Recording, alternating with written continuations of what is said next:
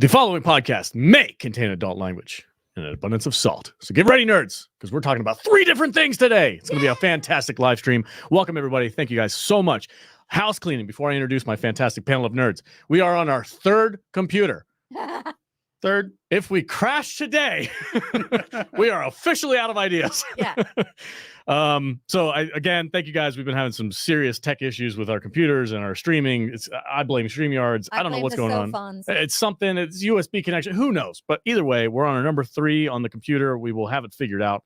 But thank you guys for your patience. Really do appreciate it. All right, now that that's out of the way, my fantastic panel of nerds. Buttons is back. What's up, Matt Vader? Buttons is back. Buttons back. Yes. But what? What did I just say? There, you said Buttons is back. Buttons is back. Business in front, butts in the back. There is most assuredly going to be adult language Yes. during today's podcast. Yes, because We you are. just have to get through the first 60 seconds. Yeah, something like that. Something like that. What is it? I don't know. Can we do it? Yeah, pour a drink. I mean, we've never really cared about YouTube policies anyway. What are you drinking today? Jude's making me a drink. Yeah. So first off, I've got the Dr. Target goblet. Yes. We have to break this thing in.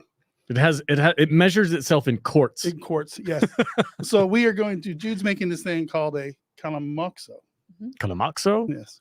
Is that It's from a sci-fi show or is that real? It's shitty red wine. Oh, okay. Mixed with I just broke the cuss word. Mixed with Did we make it? mixed with Coca-Cola. Oh, okay. You can do that? So we went to Trader Joe's and got some $2 chuck. Oh, sure, yeah. And we got some Coke, and I'm gonna let you. I'm upset that you got Charles Schwab. It's from red Trader blend. Joe's. It's red. Listen, blend. man, Trader Joe's has such good wine. I had $2 chuck at my wedding. Yeah, it's good stuff. It's good stuff. So Jude, go ahead. Feel free to. Also, hello. Hello. Yeah, Jude is here. Jude is here looking fabulous as always. What's up, Jude? How you doing? Hi. I'm excited to make this drink that Vader told me I was going to make. Yeah, for him. you're going to make the drink Yeah. for It him. tastes better Yeah. when she makes it. Yeah. Matthew Kadish is over here as always producing the show. Saying welcome, sir. Thank you. Yes, I am here. Yes. Thank you. Thank you all so much. Okay.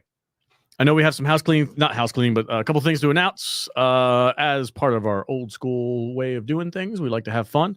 We will be talking about Roadhouse, the new 2024 Jake Gyllenhaal remake. And we will be talking about Ghostbusters, Frozen Empire. And then lastly, we'll be talking about the first 5 episodes of 3 Body Problem on Netflix. And we will be attempting to do it all spoiler free. Attempting. No guarantee. No promises, because by the time we get to that, we might be a little lit.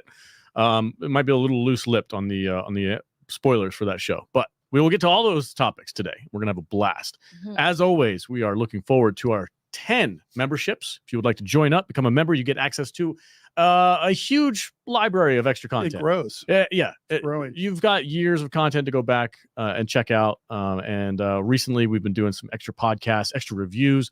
We reviewed Nightmare on Elm Street. That was really fun. Yeah. It was a ton of fun. It was Really? first time I ever saw it, so I had a great time doing a first watch. Alex, I have to hop in here to Oh. clarify Yes, correct me. that all of our old school reviews are on Patreon. Oh, my bad. And that our members stream and other members content for I always get them YouTube mixed up too. is separate.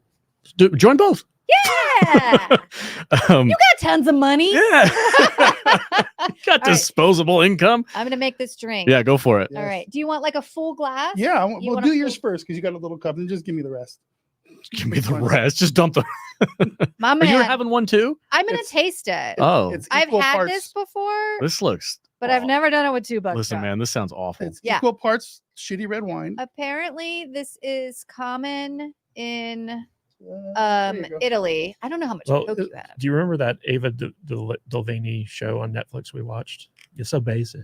Oh, yeah, yeah, yeah. Basic? Yeah. So when they were investigating Anna her- Delvey. when they were investigating her parents, they met her dad, and he was the one drinking the stuff. Do you remember that? I don't in remember that. show?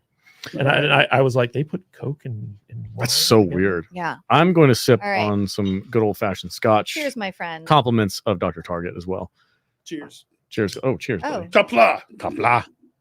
There you go. Slanja. Slanjava. How is it? It's cough syrup. Uh, It's literally cough syrup. It's It's, really? It Yeah. tastes like watered down wine. Well, you want- that's strange. You want a sip? Here, take I'll try it. You don't like it, do you? No, I like it fine. Not you. I'm talking to her. I'm gonna get. That's trash. That's We're straight, supposed to. that's straight trash. Yeah, just dump it. Just dump it. Yeah. Let's go. Yeah. Yeah, buddy. Have fun with that one. It's That's all all you. you. That's all you, broski. Yeah. And Look he's how drinking full it it through a is. straw. Yeah. It's gonna be a great He show. was Oh, worried yeah. that he was going to spill. Mm. This is going to be a wonderful show today, guys. For all of you who are in the know, big shout out to Def Row. Him and I have been spreading some much needed democracy across the galaxy in Helldivers 2. Yes. My boy over there.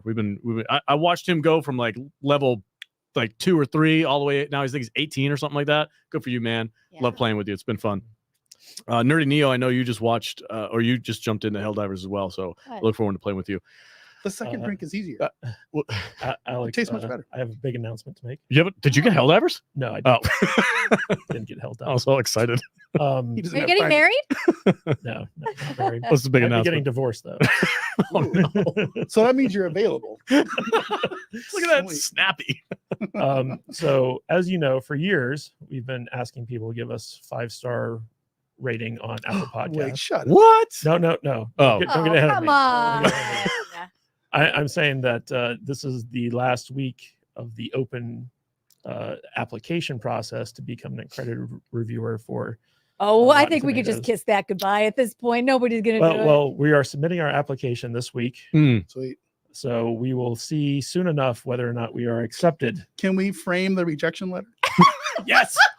Dude, that's a great idea. We can even read it live on. I will put it right We'll behind me. show It'll you be on the that. wall over there. But, this is the last week that we can get these 5-star ratings in. So if you want to head over to Apple Podcasts, give us a 5-star rating. Nice. We'd really appreciate that. All right, cool. Last thing, check out our Masters of the Universe commentary that is available on Oh, Patreon. that was fun. Patreon, yep. We had a ton of Actually, fun. It wasn't fun doing it, but in retrospect, Yeah, I that think movie it's a was fun watch. that movie was It was bad. hard. So bad. It was a hard fucking watch. So if you want to watch us suffer for a little while, you go to Patreon and check that out. So Yeah, bad. so on our Patreon store, you can buy our commentary for about $10. Or if you are a superstar subscriber to our Patreon, you get it for free, included in Nice. your membership. I think it's a better way to spend your money than if you were to buy or rent the movie Roadhouse from 2024. That's definitely a Yeah. You see better. how I Yeah. worked that yes, in? yes. I'm Is that a professional transition? That is podcaster. phenomenal. High five on that. We are going to be talking about Roadhouse, the 2024 Jake Gyllenhaal, Conor McGregor. Conor McGregor. Is it or G? Is it Gyllenhaal or Gyllenhaal? Gyllenhaal. I say Gyllenhaal. I say So like Gyllenhaal. Jeff or GIF? I don't know. What is it? Jake Gyllenhaal. Gyllenhaal. Sounds better. I say Maggie Jake Gyllenhaal. It doesn't sound right. It's Jake Maggie Gyllenhaal. Gyllenhaal and Jake Gyllenhaal. Sure. So confusing. Oh, man. I hate words. That's why I hate reading. Yeah. Okay. So Roadhouse. Yeah. 2024 remake. You ready? Jude, take it away. All right. I can't wait to hear the synopsis because I know you hate this movie. 2024 Roadhouse, rated R with a runtime of 2 hours and 1 minute, which Too is long. too Way long. too long. This had a budget of $85 million. Shut up. For what? I don't know. Not for pants. But for the boat. What do you think this brought in? Oh, it's streaming only, and it's not. I didn't have to rent it. It came with the subscription to Amazon, Free Prime. right? It's on Prime, Yep. included in your membership. So I didn't spend any money on it. I spent 2 hours of my life. I have no idea. No idea. I'm gonna say it barely made its budget back, maybe less. V? Just take a guess. Yeah, just guess. Um, Doesn't I don't really even- wanna tell you. Money? Yeah. How much No, money just did say this zero. movie make? None. Okay. Had a budget of $85 million, and this brought in $61 million. Good. Good. How is that defined? By People, you're still, streams. you're still Yeah, watching. you gotta sell it to the platform. I just watched it yesterday. Does that? So you're count? saying that Amazon purchased it for $60 million? Mm. Is that's all they were like? Yeah, this movie's trash. We're gonna see it. I'm just telling you what the internet Okay. told me. Fair enough. interwebs? It's okay. Are you ready for my original thoughts, though? Please, All right. please. Ex-UFC fighter Jake Gyllenhaal is not a famous cooler, but he is sought out by the owner of a bar unoriginally called Roadhouse. Conor McGregor doesn't get paid enough to wear pants and also might have to poop by the way he's walking. There's no Wade, no boot knife, no polar bear, and no boobs. But don't worry, there's a zero charm love interest. Please discuss. Accurate. Okay. If you guys go to criticalist.com, you can check out my profile there. I just dropped my review. I'm sitting solid at 38% bogus on this movie. It is not good. Mhm. It is not good. It is a by definition a cheap imitation. Yeah. 2024 check all the boxes remake of It's a not Swayze classic. It's not even badass. It's no It's, like Jake Gyllenhaal is shredded. Yeah. He got shredded for Southpaw. I really like Jake Gyllenhaal as an actor. I like a lot of his movies. He looks phenomenal, Yeah. but like that's it. Like there's really he's not a cool hero like No. Swayze was. In fact, he's kind of a dickbag, and he's not a redeemable character in any Yeah. way. He's just a little bit of a psycho murderer, and then he just like vagabonds his way out of town. Like there's no redeeming hero arc at all in he's this movie. just tough. Yeah. Whereas in the original Dalton was like, he had like this swagger about him that made him charming and interesting, and like the dude was like super into like health nut shit, but was smoking the whole movie. Yeah. And there's just something so very charmingly 80s about the first one. Sure. And this is a perfect example of why you can't remake like those classic 80s badass movies. You Yeah. just can't do it today. There's not the same. Yeah, go ahead. I say Gyllenhaal. Gyllenhaal. He was plastic. Yes. He phoned this thing in. He had one emotional look on his face the whole time. He's just And like that a smug, that like was just dumbassery.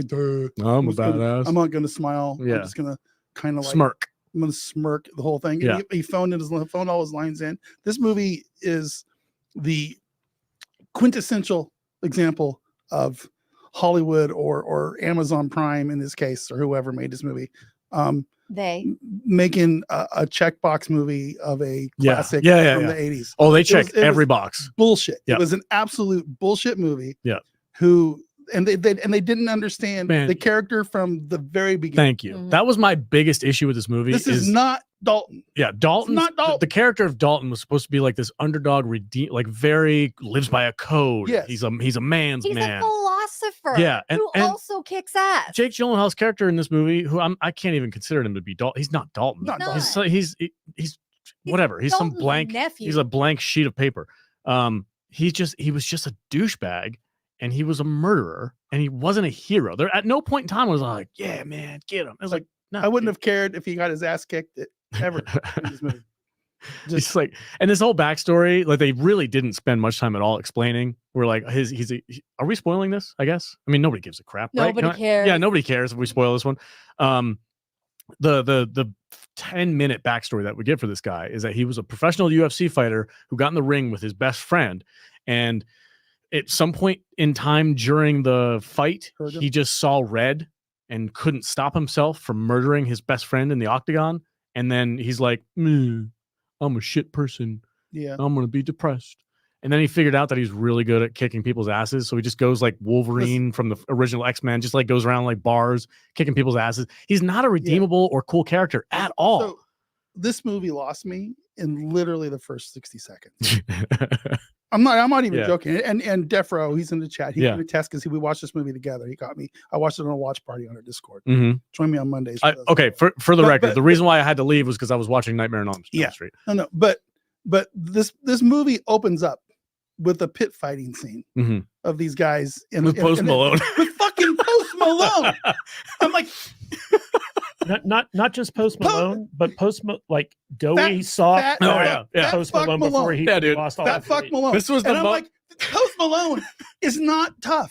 He's not a fighter. What in what world does that tattooed fucking mumble rocking freak turn into a fighter? And Post Malone's like, I'm not fighting him. He's an animal. And then he got mad at the crowd for booing him because he didn't want to get his ass kicked by freaking shredded out Jake Gyllenhaal. There isn't literally 100 guys on the UFC roster that Dana White couldn't have sent to the set and said, "Here, use this fat flubby schlub. They have, at least he can fight." Listen, like, man. Come on, man.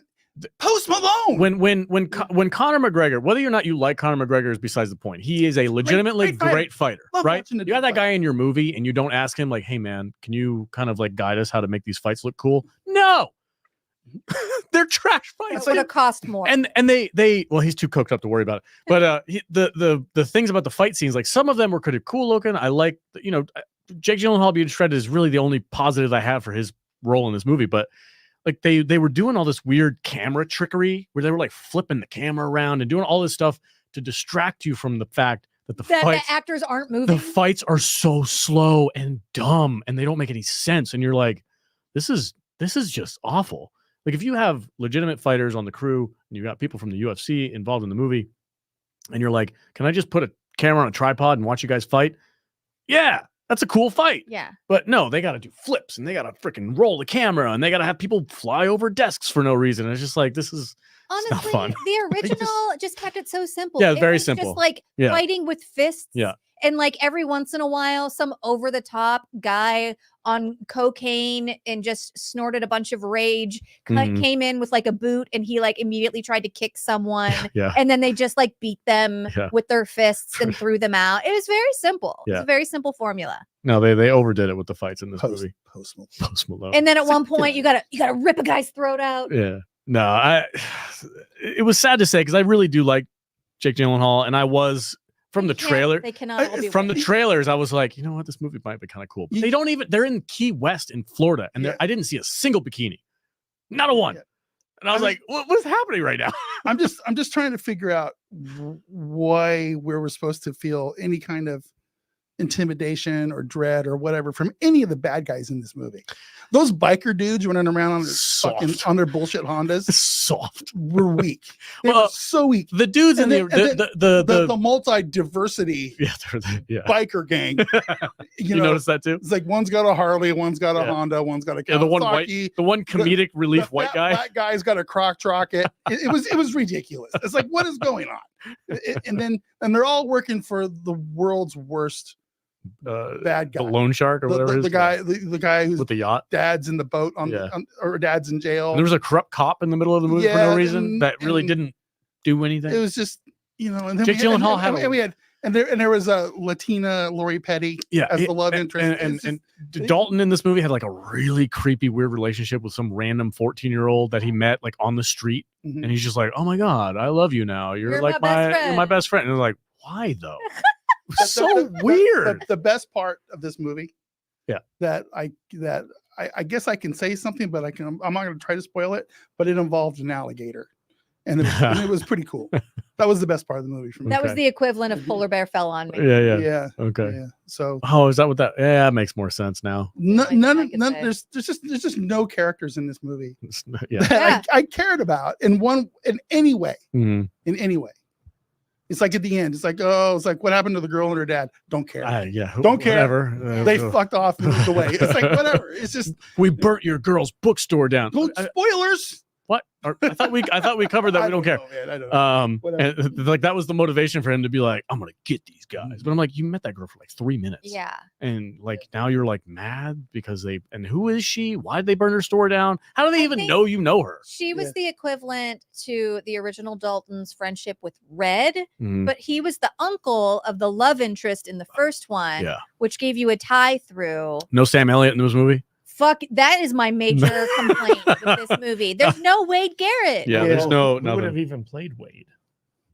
Yeah, there's nothing. Nothing. You got a character. There's no Sam Elliott these days. For them Amen, brother. Cheers to Sam Elliott. we started watching the original last night, and like in that scene where they're getting the booze delivery from the alternate booze, I was like, babe, it's about to happen. It's about to happen. And like all of a sudden, Wade Garrett comes rolling up on his bike and does that road grease with his hair, and I was like, oh.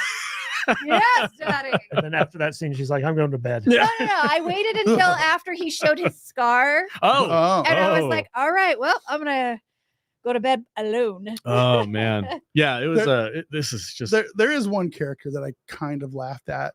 Is it the dude with the bike? It was the Mo guy. The dude with the bike who was like, he was kind of he broke my arm. He was a good comedic relief, but it felt like there was it was like a Taika Waititi influence or something going there. It was like it was kind of a dry humor. Yeah, I could see It's that. like I think he was. If I had to pick a favorite character in the movie, it's him. You know, throughout the movie, I did get like a weird like Marvel humor thing going on. Something like Conor McGregor would pop a couple one-liners that were like, "What? Why are you saying I that?" need somebody to come in here and punch up this script. Well, the director of this movie, Doug Liman, so like his first movie was Swingers with Jon Favreau. Oh, okay, yeah, it's Vaughn. Makes sense. And then he went on to do like Edge of Tomorrow and Mr. and Mrs. Smith, the original, a bunch of other stuff. Yeah, so those are decent movies. Yeah, so like like he's got like a comedic background, but he's also got like some actual action movies under his belt. Yeah. This movie was insultingly bad. It was so bad. It was insultingly bad, especially like if you're a fan of the original. Like, the original Roadhouse is one of my all-time favorite guilty pleasure films. Like, I could just watch that movie like 1,000 times and be entertained each time. I felt like the original was set in Kansas City, and that location kind of lent itself to like a certain feel to the movie. Yeah. Whereas when you go to like the Florida Keys and it's all like touristy. Yeah. Well, it's all beautiful blue water and like, like all this stuff. And this movie was actually like the cinematography in this movie was actually like terrible. Like there are scenes where it's so dark you can barely see the characters. And it was just color graded very poorly. And like nothing about this movie looked good. And the reason it cost $80-something million is because there's actually a ton of CGI in this movie. What they did is they created body doubles for all the characters who were involved in fights. And in order to actually show like the fist connecting and stuff like that, basically every time you saw people fighting, it was like CGI body doubles. Is that why it was so slow? I don't know if it was slow or not, but I found it very slow. But like every time they were connecting their punches and kicks and stuff like that, it was all like computer generated. Our slap fight is getting better and better. Yeah. there was one practical scene, effects. There was one scene where Connor's beating the crap out of Jake, and you see him like hit his face, and it turns into like this weird CGI almost cartoon where his face kind of distorts, and gets weird, and it was like, oh, that was really bad CGI. if you look at it, it was terrible. I don't know if you guys cared about this or not, but in the original Roadhouse, there's a lot of people who like use knives and they'll like try to slash at people, and maybe you'll get like cut or occasionally. But in this movie, they had full on like stabbing people in the gut. Yeah. Like the very first scene, Jake Gyllenhaal gets a knife to the kidney. It's like a 4-inch stick. He goes all the way in. Yeah. No, he legitimately has a freaking hilt sticking out the Yeah. side of his rib cage, and he's just like, I'm fine. I think he needs to go get his spleen checked out. Listen, pain don't hurt. Yeah, and he literally just like takes the knife out, puts some duct tape on it. He's like, I'm good. Yeah, I'm fine. But that's the first time he gets stabbed. Like there's another time he gets stabbed like right in the gut, and then there's another character who gets stabbed multiple times. Yeah, and dies. You think, until like a post-credit scene shows like, he's fine. But like knife wounds have no impact on people in this movie, and that really bugged me because like, if you look at the first movie, it's like, like nobody gets like impaled by a knife, but they get like cut up by knives lots of times, and like you see them having to get stitched up. And in the original, in the Swayze one, it's like he got cut a few times, right? But it was never to the point where it's like he's got an 8-inch Bowie knife sticking out of his spleen. It's like they all look like cuts that you could like he could legitimately patch up himself. And the first movie was smart enough to like, if there was something that he couldn't, he went and saw his girlfriend at the ER, right? Fuck. You know, so I mean, he didn't drive the guys he beat up to the ER. Like if that was pretty funny. That was kind of funny. It's like, but so like you already covered the fact that there's a backstory in the remake where Jake Gyllenhaal's character Elwood Dalton killed a guy in the ring because he just like lost his crap. We're gonna talk about your headcanon. Well, no, we're not going to talk about that. You have headcanon for this movie? No, for the original. Oh, okay. In the original movie, Dalton has the same backstory, but it's different because he did kill someone in Missouri. And what happened was he got involved with a woman that he fell in love with. The woman never told him that she was married. And so when the husband found out, in a jealous rage, he came to kill Dalton, and he had a gun. And so Dalton, in self-defense, had to like kill this guy before he could shoot him. And since that point on, like he got arrested, he went to trial, he pleaded self-defense, he got off. but he's been carrying around the guilt of that. But it's not the same type of guilt that Gyllenhaal's character was carrying around, because like basically Gyllenhaal spiraled into basically like I'm just a worthless piece of crap, and I'm a vagabond now, and I don't care about anything. Whereas Dalton, like he was afraid to get too close to anyone after that because he just didn't trust women. And then when he met the doctor, like she kind of broke through those barriers and stuff like that. She wore that hot picnic table cloth dress, and how can you turn away from that? There was just little nuances about this Dalton compared to the original that I just missed. I don't think there's any nuance in this movie at all. Right, but you know, there's things that like it's like I'm going to drive this piece of shit car around because I know everybody's going to mess the car up. But you know, in storage, he's got his freaking Mercedes. nice, right? You know, he didn't even have a car in this remake. Yeah. Right. Like he took the bus, Yeah. walked. It's like he's a literal vagabond. Yeah. He's like, I'm just going to bust around the planet. It's like, come on. The great thing about the original is like you saw how very strategic Dalton was, right? Where like he like, this is a job. I don't take anything people say or do personally. I know that, you know, people are going to react certain ways to me, so like I'm going to take these precautions. He was the professional cooler. He was the guy who came in and he cleaned stuff up, right. and he made it so that if you went to a bar, you had a good time. You know, he had a whole philosophy about how to do his job. He was a philosopher from NYU, had a degree in philosophy. So he was one of those like spiritual warrior types. And the great thing about the original was like Dalton came in, he took a look at like how things were operating, and he spotted all the problems. He's a very smart guy. Yeah. And then he eliminated all the problems, and then he started training the guys who stayed, and you could see he had a plan, he had a crew. It was and you could see it throughout the movie how he trained his guys, and eventually like they all were wearing uniforms and they all knew what to do. And there was a scene in the remake where he sends like the one bouncer that is at the roadhouse to a guy. He's like, hey, that guy has a knife. When he pulls it on you, just like move back and then hit him.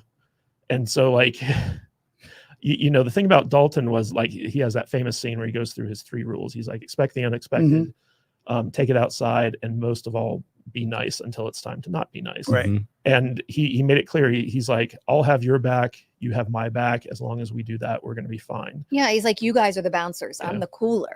Yeah. And so like there was a scene that mirrored that one in the original, where a guy goes to bring this girl who's dancing on a table down, and one of the guys who was enjoying watching her dance pulls a knife, and the guy, the bouncer who was there, was like totally taken off guard. He's about to get stabbed, and Dalton just comes in, breaks the guy's arm, you know, disarms him, slams his head into the table, and then has the bouncers take him out. And that was the primary thing about Dalton. And he's like, I got the back of my boys.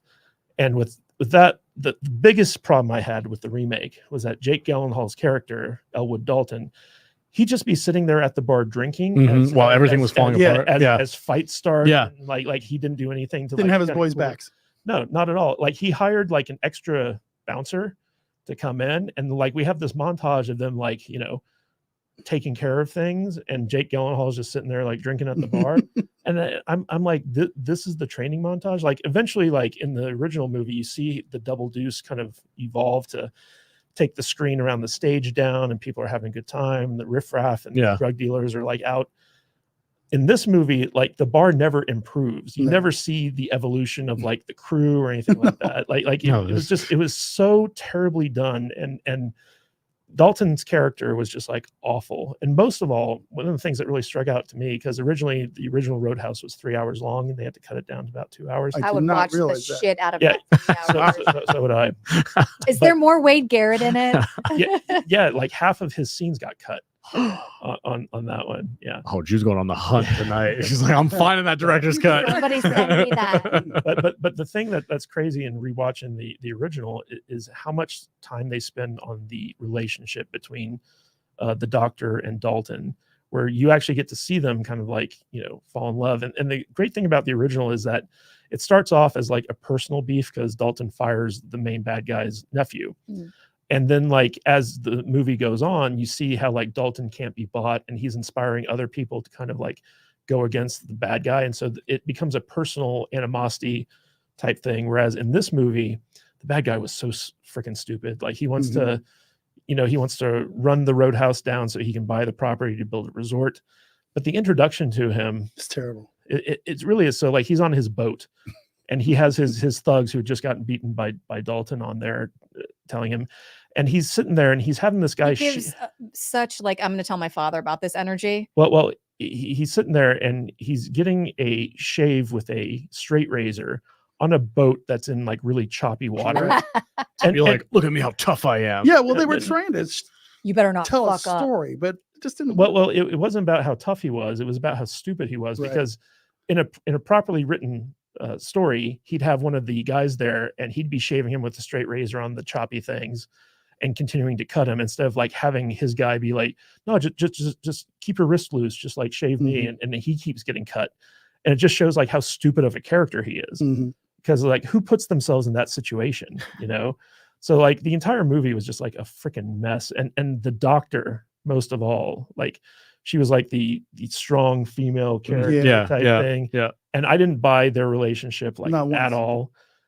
She was like, she was just like so like aggressively mean. Yeah. A lot of the time. And then all of a sudden she was like, hey, I'm flirting with you now. It came out of nowhere. She went from zero, like frozen solid on this guy, to like burning with like passion for him. No lead up, and it was totally unbelievable. Sorry. No, that's cool. I didn't mean it. She came off as just I'm thirsty for some strange D. And this is a new guy on the island, so there it is. Let's go get it. We'll just take the boat and I mean there were a lot of parallels between the remake and the original. Like, you know, like you said, like Red's auto body shop was now the bookstore with the 14-year-old girl. And there's a lot of stuff that you can like draw from, where it's like, okay, they took this from the original and they changed it, but none of the changes were good changes. Especially like they introduced this corrupt sheriff like midway through the movie, and in the original Roadhouse there was a corrupt sheriff, but he got cut out of the 3-hour cut. So like, you know, police were just like a non-entity in the original Roadhouse, but in this one, like they introduced this weird character. And at the end, he like switches sides for some reason. It was just like, it was so stupid. But it was a mess. But the biggest thing that we need to talk about, Conor McGregor. He's just you got so bad. Hey, Conor, listen, we want you to beef up, do a little bit of, and come on set and just be you. And that's really all it was. It's just Conor McGregor being over the top Conor McGregor. Yeah. I don't want Conor McGregor coming. I don't have. If you say his name a certain amount of times, does he just appear in the next room? Just walking in. Yeah. Listen, no pants on. Yeah. I love watching Conor fight. Sure. Yeah. He's. I try not to miss a pay-per-view with him in it. I saw him fight live once. No way. Yeah. Oh, cool. Oh, but man, Jude used to be really into Conor McGregor. Nice. This dude can't act his way out of a paper sack. Okay, it's just being him. It's I just know. like, It's just. Listen to this guy. He's in one fucking Len Kabazinski movie. I can't act either. I get it. It's just it's hard. But he was my favorite part of the movie. Just watching him be Conor McGregor and be like a goofy bad guy. Like I was like, said, all right. The bar is very low. Yeah. So, Conor, you're gonna have to come in and say a few lines in your weird, or not your weird, but in your accent, and you know, like, where the fuck are you guys? Okay, fine. You're gonna fight. Sounds good. I can fight and I can talk. Yeah, but that's all he don't does. ask me to do those things at the same time. Okay, so these one-liners were so cheesy. He never had the one-liner that he needed to have, though. Which was? Used to fuck guys like you in prison. Yeah. You used to fuck guys like you in prison. That would have been funny. That would have been funny. It would have been. And was this when we got introduced to him, right? He's like naked. Yeah. Was that CGI or was that real? I think that was real. Really? Huh. It looked fake. Yeah. It looked like a fake ass, but probably blurred it. How do you know what a fake ass? I don't know. It looked like it was digital. I've seen a lot of fake asses. A lot of asses in my day. I could tell a fake one from a real one. Okay. Fake ones, real ones, smelly ones. Now, overall, this movie is just very, very badly cheap imitation. I watched it with somebody who had never seen the original, and he was just like, "Oh, this is a stupid fun movie." I'm like, "Who'd you watch it with?" All right, my brother-in-law. Oh, okay. He's not a movie guy. He's probably seen 12 movies in his entire life, and he's like, "Oh, I saw this new Roadhouse movie on. I was going to watch it." I'm like, "Go ahead, man." So he was like, it was entertaining as like we were just hanging out, sipping beers on a couch, and it's just like, all right, sure, it's fine, whatever. I didn't have to pay for it, but as far as like holding up to the original. Not even close. Not even close. Mhm. I gave it, what did I say, 38% on critic lists. It's a bogus movie. It's just not good. Just go watch the original. Yeah. It's so much better Yeah. in every aspect. Even the fight scenes in this movie were slow and cheap. This movie will be forgotten in a month. Immediately. Yeah. People yeah. will still be watching the original Roadhouse. What is 30 years from now? What is Right. Jeremy Johns' thing? Is like, I'll forget about this movie in T-minus 5 minutes or whatever. Yeah. It's that rating. It's just like, And just keep moving. what was crazy is Doug Liman. So this movie premiered at South by Southwest, the festival, and he was really pissed off that it didn't get a theatrical release by Amazon because Amazon was going to send it straight to streaming. Yeah, And I'm like, Amazon was smart because if they put this out in theater, it would have bombed. Yeah. Would terribly. have bombed like really bad. And I'm like he was talking about how like Jake, this is the best performance of Jake Gyllenhaal's career. Career, and I was like, have you What? seen other Jake Gyllenhaal movies? No, I mean, dude, Southpaw was so much better. He might be the most jacked I know. performance. I think he was more jacked in Southpaw. Really? Yeah. Have you ever seen Southpaw? I don't think It's so. a depressing boxing like sports movie, but he's legitimately good in it. or even like Nightcrawler. Nightcrawler, he was great acting in that movie. He is such a creep. Yeah, no, Jake Gyllenhaal's a great actor. I have no problem with the Yeah. guy. This is just him paying some bills, I guess. I will say the one scene in this movie that I really liked, and it was in the trailer, was when he brings all the bikers outside and he's like, "Where's the closest hospital? Like, do you guys Yeah. have insurance? Yeah. Do you have a good dental plan?" Yeah, And like he slaps that guy. He's like, "Oh, that looked like it hurt. Are you okay?" And then he just like starts slapping all the guys around. I thought that was really fun. And Mhm. when you watch the original, there's a lot of scenes of Patrick Swayze and his crew actually like doing their job. Yeah, doing their job, like bouncing. Yeah. And it's kind of funny because throughout that movie, Patrick Swayze's Dalton, like you see him going through like his daily life, like doing Tai Chi, doing laundry, Mhm.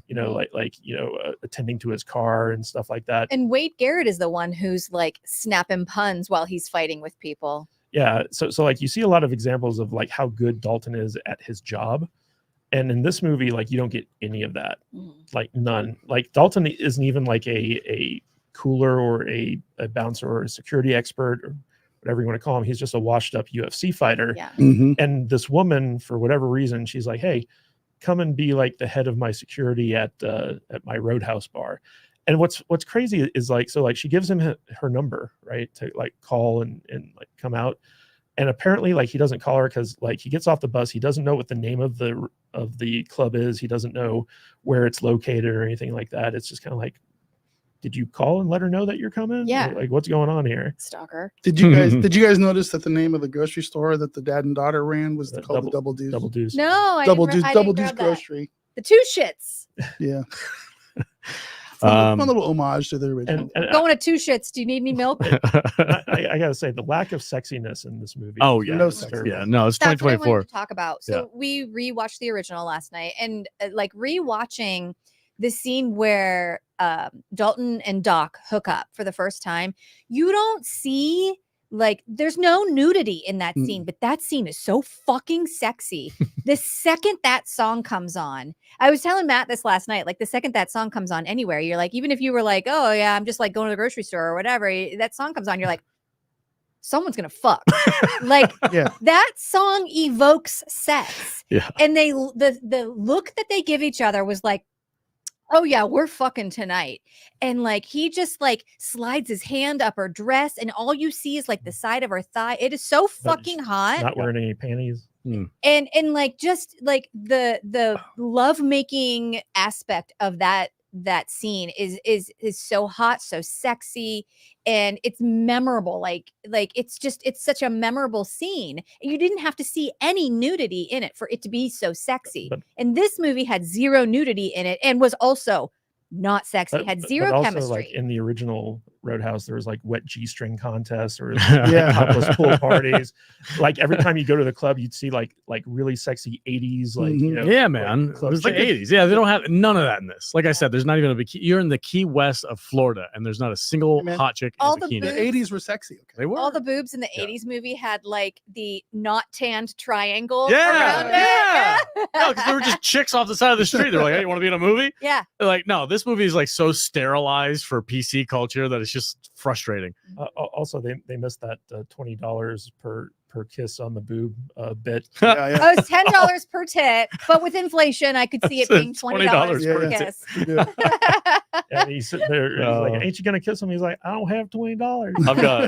I've got no more to talk about this movie. It's a hard pass for me. If you haven't seen it, don't. It's not Don't. worth it. Just go watch the 5 original. stars?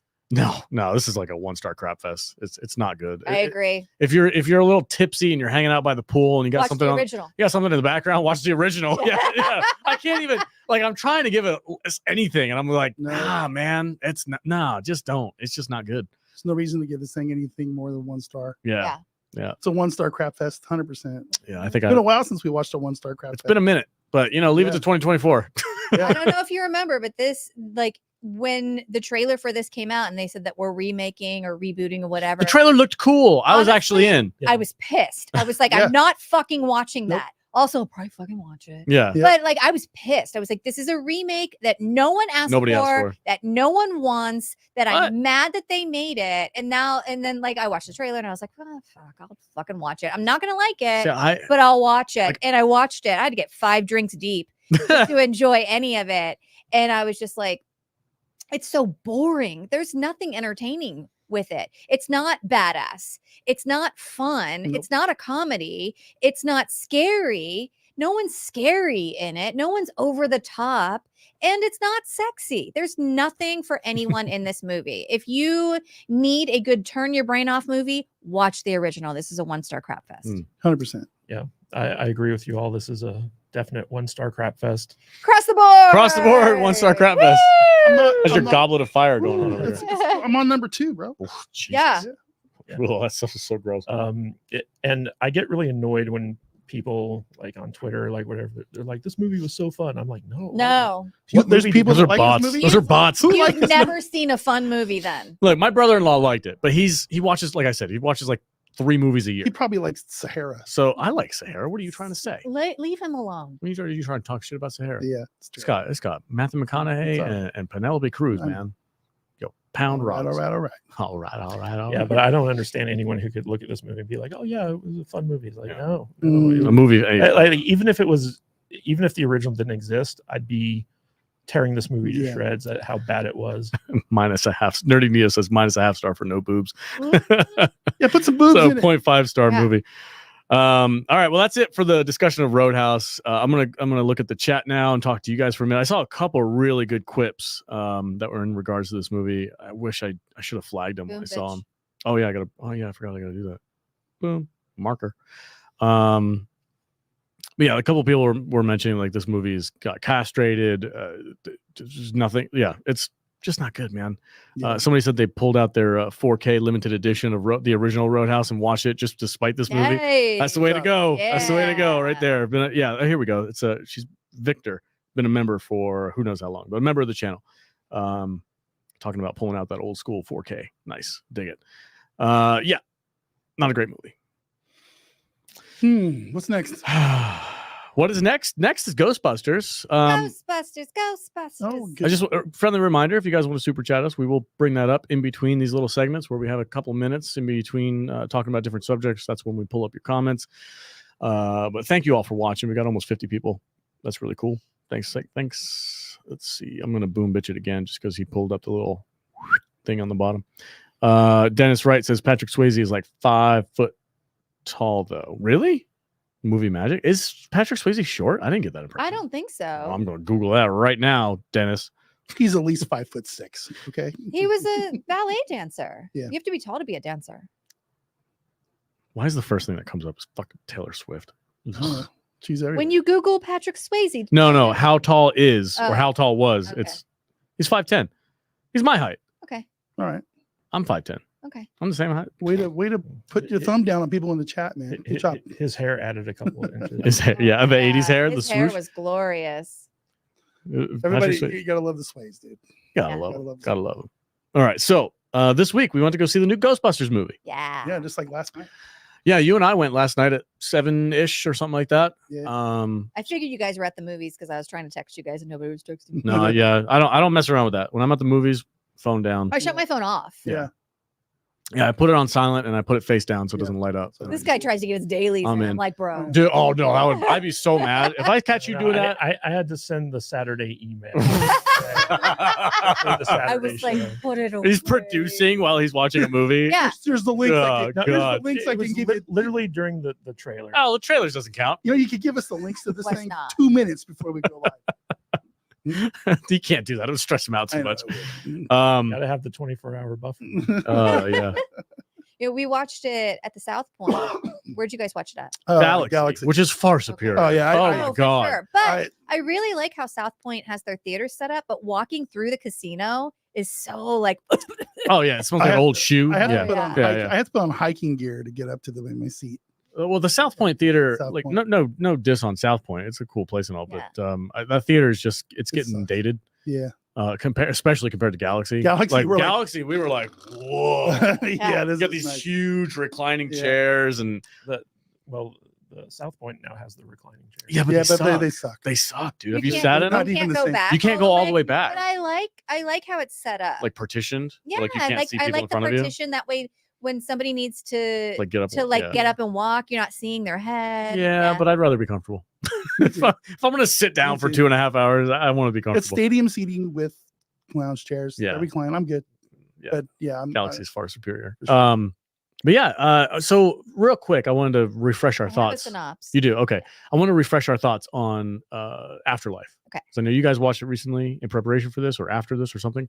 I haven't watched it, but I do remember talking. I remember really liking it when we Yeah. saw it. And that was my really first Ghostbusters in the theaters experience because I had barely even seen the originals. I think I watched them with you guys in preparation for Afterlife for the first time. Like I hadn't really Mhm. seen the Have we originals. never done a Ghostbusters week? We have. We had a whole Ghostbusters Yeah. episode where we did 1, 2, Two. 2016. Oh, that's right. Yeah, I remember yeah. we did 2016. But I've since like I get it. I get why people love this franchise so much. Mhm. It's so charming and fun. Mm-hmm. And I watched the original. I didn't really like the second one very much, but Afterlife was really like, I see why people love this stuff so much because it was so cool and fun and it's got that like family element to it and it's goofy and a little comical. Paul Rudd I think was great. Yeah. And I'm going into this super excited and I had all the same feelings. Good. It's good stuff. Afterlife, Vader.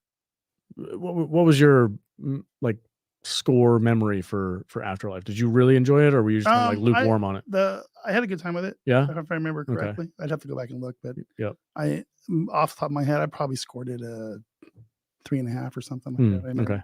Da-da-da-da-da-da. Yeah, I had a good time with it. Da-da-da. I like what they did with Egon. I thought it was a nice Da-da-da-da-da. continuation of the original. Yeah. Of the original crew. Yeah. You know. I ain't afraid of no ghost. Jude, Afterlife. Thumbs up, thumbs down.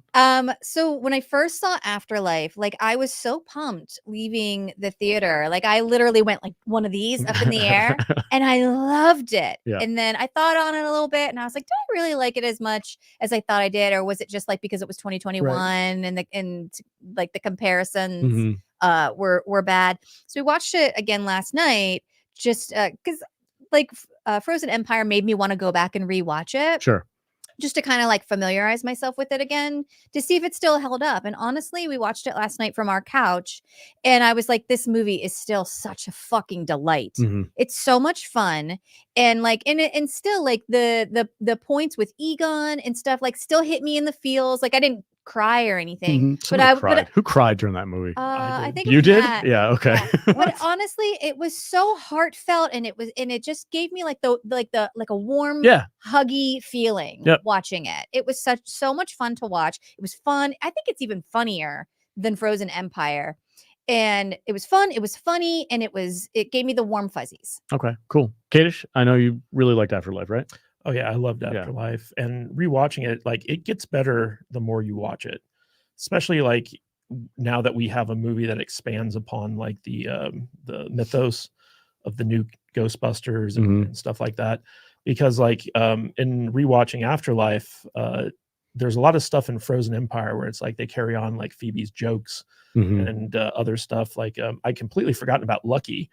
Yeah. You know, when we started watching Frozen Empire, who was like the love interest of Finn Wolfhard. I forget his name in the show. Oh, the kid from Stranger Things. Yeah. But like, her hair was so different. I didn't recognize her. I didn't recognize her either. I was like, who is this Frozen chick? Why are we Empire. acting like we know her? Oh, and then I was like, oh wait, yeah, he liked someone. He had a crush on someone. Yeah. And so like there was a lot of stuff that they carried over as a proper sequel in reference to Frozen Empire and Afterlife and stuff like that. So like going back and revisiting it, I'm like, man, like this movie, it's aged well. Like the characters, now that like we've had a chance to expand upon them, are like really like even more interesting than they used to be. And it was just like overall like a really good transitory movie. Like it's the end of the Ghostbusters trilogy. So you have Ghostbusters 1, 2, and Afterlife, which kind of brings that whole arc to an end with Gozer and stuff like that. And now that we're into Frozen Empire, it's starting something new that could like develop into like a completely different kind of like story arc or with different characters and stuff like that. So it was really nice to get to go back and revisit it, especially with Jude, because she was just having a great time. It's fun to watch movies with people. Yeah. I had a good time with you, besides the fact that you were talking throughout the whole thing. I wasn't talking the whole thing. Just a couple times. No, I know.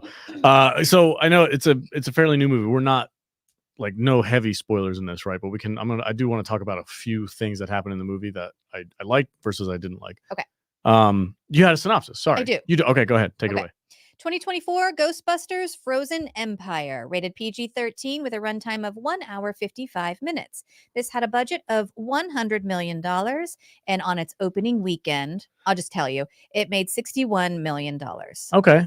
Oh, so it's probably gonna it'll make its money back. That's just the first weekend. Yeah. Good. Okay, you ready for the synopsis? Yeah, go for it. There is no Zool, only Garaka. And there is no Keymaster, but there is a Fire Master who straps on the old colander hat and teams up with the Ghostbusters gang to defend New York City against another supernatural attack perpetrated by that dickless mayor, Walter Peck. Discuss. Walter Peck. That was a stroke of genius to get that guy back. Though. Yeah. And did you hear somebody spoiler, but somebody said dickless during the movie. Yeah, and I was like, as they should have. Oh yeah, you have to nod that. That's one of the better jokes in the first movie. Yes, this man has no dick.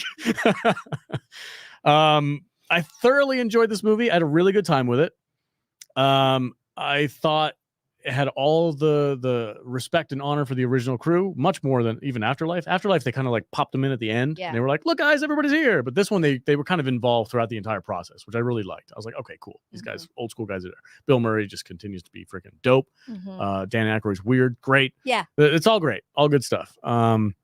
I love that Winston is like the only one who actually like got his shit together. Yeah, he's like a millionaire or something now. He's like a philanthropist. Yeah, he's like taking care of everyone else. Yeah, he bought that was the last movie, right? He bought the firehouse and the Ecto one and all that stuff. I think he already owned it. But whatever. Yeah. No, it was actually a Starbucks, and it wasn't until the new Spangler family like it came to attention. They didn't take the ghost trap containment unit out when they did those Star. They were like, "What is?" They were like, "What is this thing?" Well, the cool thing about Frozen Empire, so it happens 3 years after the end of Afterlife, and at the end of Afterlife, there's a scene where they go to New York, and you hear like the Ecto-1 siren, stuff like that. But essentially, this movie happens 3 years later, and you can kind of see that there was a transitory period between Afterlife and this one where Winston basically started bankrolling like a new version of the Ghostbusters. Yeah. There was a lot of fun moments. Paul Rudd's maintains his comedic joy. Gary Gruberson, dude, that guy is so funny. He's a little bit meta. So like it's like he lives he's like one of us, he's like a stand-in for the audience. So he makes all the jokes when he's quoting the song. Yeah. I was like, I'm like, is this funny or is this cringe? I couldn't. I thought it was funny. I didn't really. But I mean, it was from the trailer, so maybe you've seen it too many times. But he it wasn't just Busta makes me feel good. He would like recited the whole first verse. Like, if there's something strange in the neighborhood, who are you gonna call? Yeah. I'm like, no, I liked it. I liked it. And then they incorporated all the silly toys and they turned the Ghostbusters into what it was like in the real world. Mhm. It's like, oh, you can get the action figures. Well, they were famous in the Yeah, universe, get it. right? get Like it. that was all real. Like the I merchandise just and thought it all that was funny stuff. how they just recycled actual commercials and stuff. Yeah, that they yeah, you know, shit. watch. Them dancing in New York Yeah, Street. yeah, Yeah. I love there's a news bit where it's like the problematic Statue of Liberty incident. Yeah. Yeah, I had a for the most part, I had a really good time. There was a character in this one, Firemaster, who started out kind of cool, but he turned a little bit cringe towards the end, and he kind of took me out of the moment. Like there was like the big bad ending where everything was kind of going to hell and they had to fight back. Like I thought that was a really cool moment, and he just kind of like just kept taking me out of it. And I was like, can we get this guy out of the way? I thought he was a hoot. Did you? Yeah. Oh, I thought he was kind of he got annoying after a while. Like I was cool with him at first, and I thought it was cool lore that they were kind of building through in the story. And I was like, oh, this is cool. This is cool. And then they just kept hammering down the same joke over and over again. I was like, okay. The fuck up. Yeah. He still got the superpower. Yeah, yeah. And then when he realized he had a superpower, he was like, oh, I'm a special boy. I thought he was funny. I also liked how they expanded on this idea that there were ancient Ghostbusters out there as well. So like a lot of stuff in Frozen Empire just really expanded on the mythos of Ghostbusters, which I am all in favor of. So yeah. It's like I said, I like the lore behind it. His character was it got grating after a while, but that's just me. Not to me. The bad guy was cool, kind of generic though. I didn't feel like was he cool? Yeah, I didn't feel like there was anything special about him. It wasn't like Sigourney Weaver turning into a demon or anything like that. That was cool, but this is just kind of like, you know, just generic CGI bad guy. It's fine. I don't. That's what I want. In a Ghostbusters movie, a generic CGI bad guy. The biggest thing that I had is this weird, like, love interest relationship with what's the girl's name again? With the ghost girl. Phoebe? Phoebe Spangler. Mm-hmm. And Really? and the ghost girl. Yeah. You're trying to get him to scissor the whole fucking movie. I was like, is this like is this like a lesbian thing? I'm like, what is happening right now? They're just friends. Yeah. They're just friends. It's like people saw you and me go to the movie together. Oh, those guys gay. They're just friends. I don't know. You thought the guys were gay in 3 Body Problem. We'll talk about that in a minute. Yeah. I'm like, no, man, they're just friends. And they're like, no, dude, I think they're banging. Like, what? I had the same vibe. Like they were giving each other like eyes. No, they were giving each other eyes during this period. And I'm like, what is happening right now? My take was, I think it's clear that Phoebe is a gay character, and also that it's none of our business. It's like they just didn't. So why, if it's not like, you don't get to put shit in movies and then be like, it's none of your business, though. Don't talk about it. You can't do that. The movie's going, hey, it's none of your business, but it's just a fact about a character that isn't integral to the story. She made a connection with someone, and she thought like she was feeling something with someone, and this is just a fact about her as a character, but it's not. That's not what this is about. No. So don't worry about it. And why does it take up screen time? She happens to be this character. 2 people of the same sex can be friends with. Sure. Yeah, I totally agree. Well, in this case, it was 2 people of different dimensions. But I think that I know there's an overarching thing going on the internet and all this kind of stuff about how are they lesbians or are they not? It's like I just didn't. You didn't care. I didn't care. No, you told me that in the theater. And I don't see it. They're not pushing in. They turned away towards the end of the movie. 2 fucking teenagers who bonded with each other.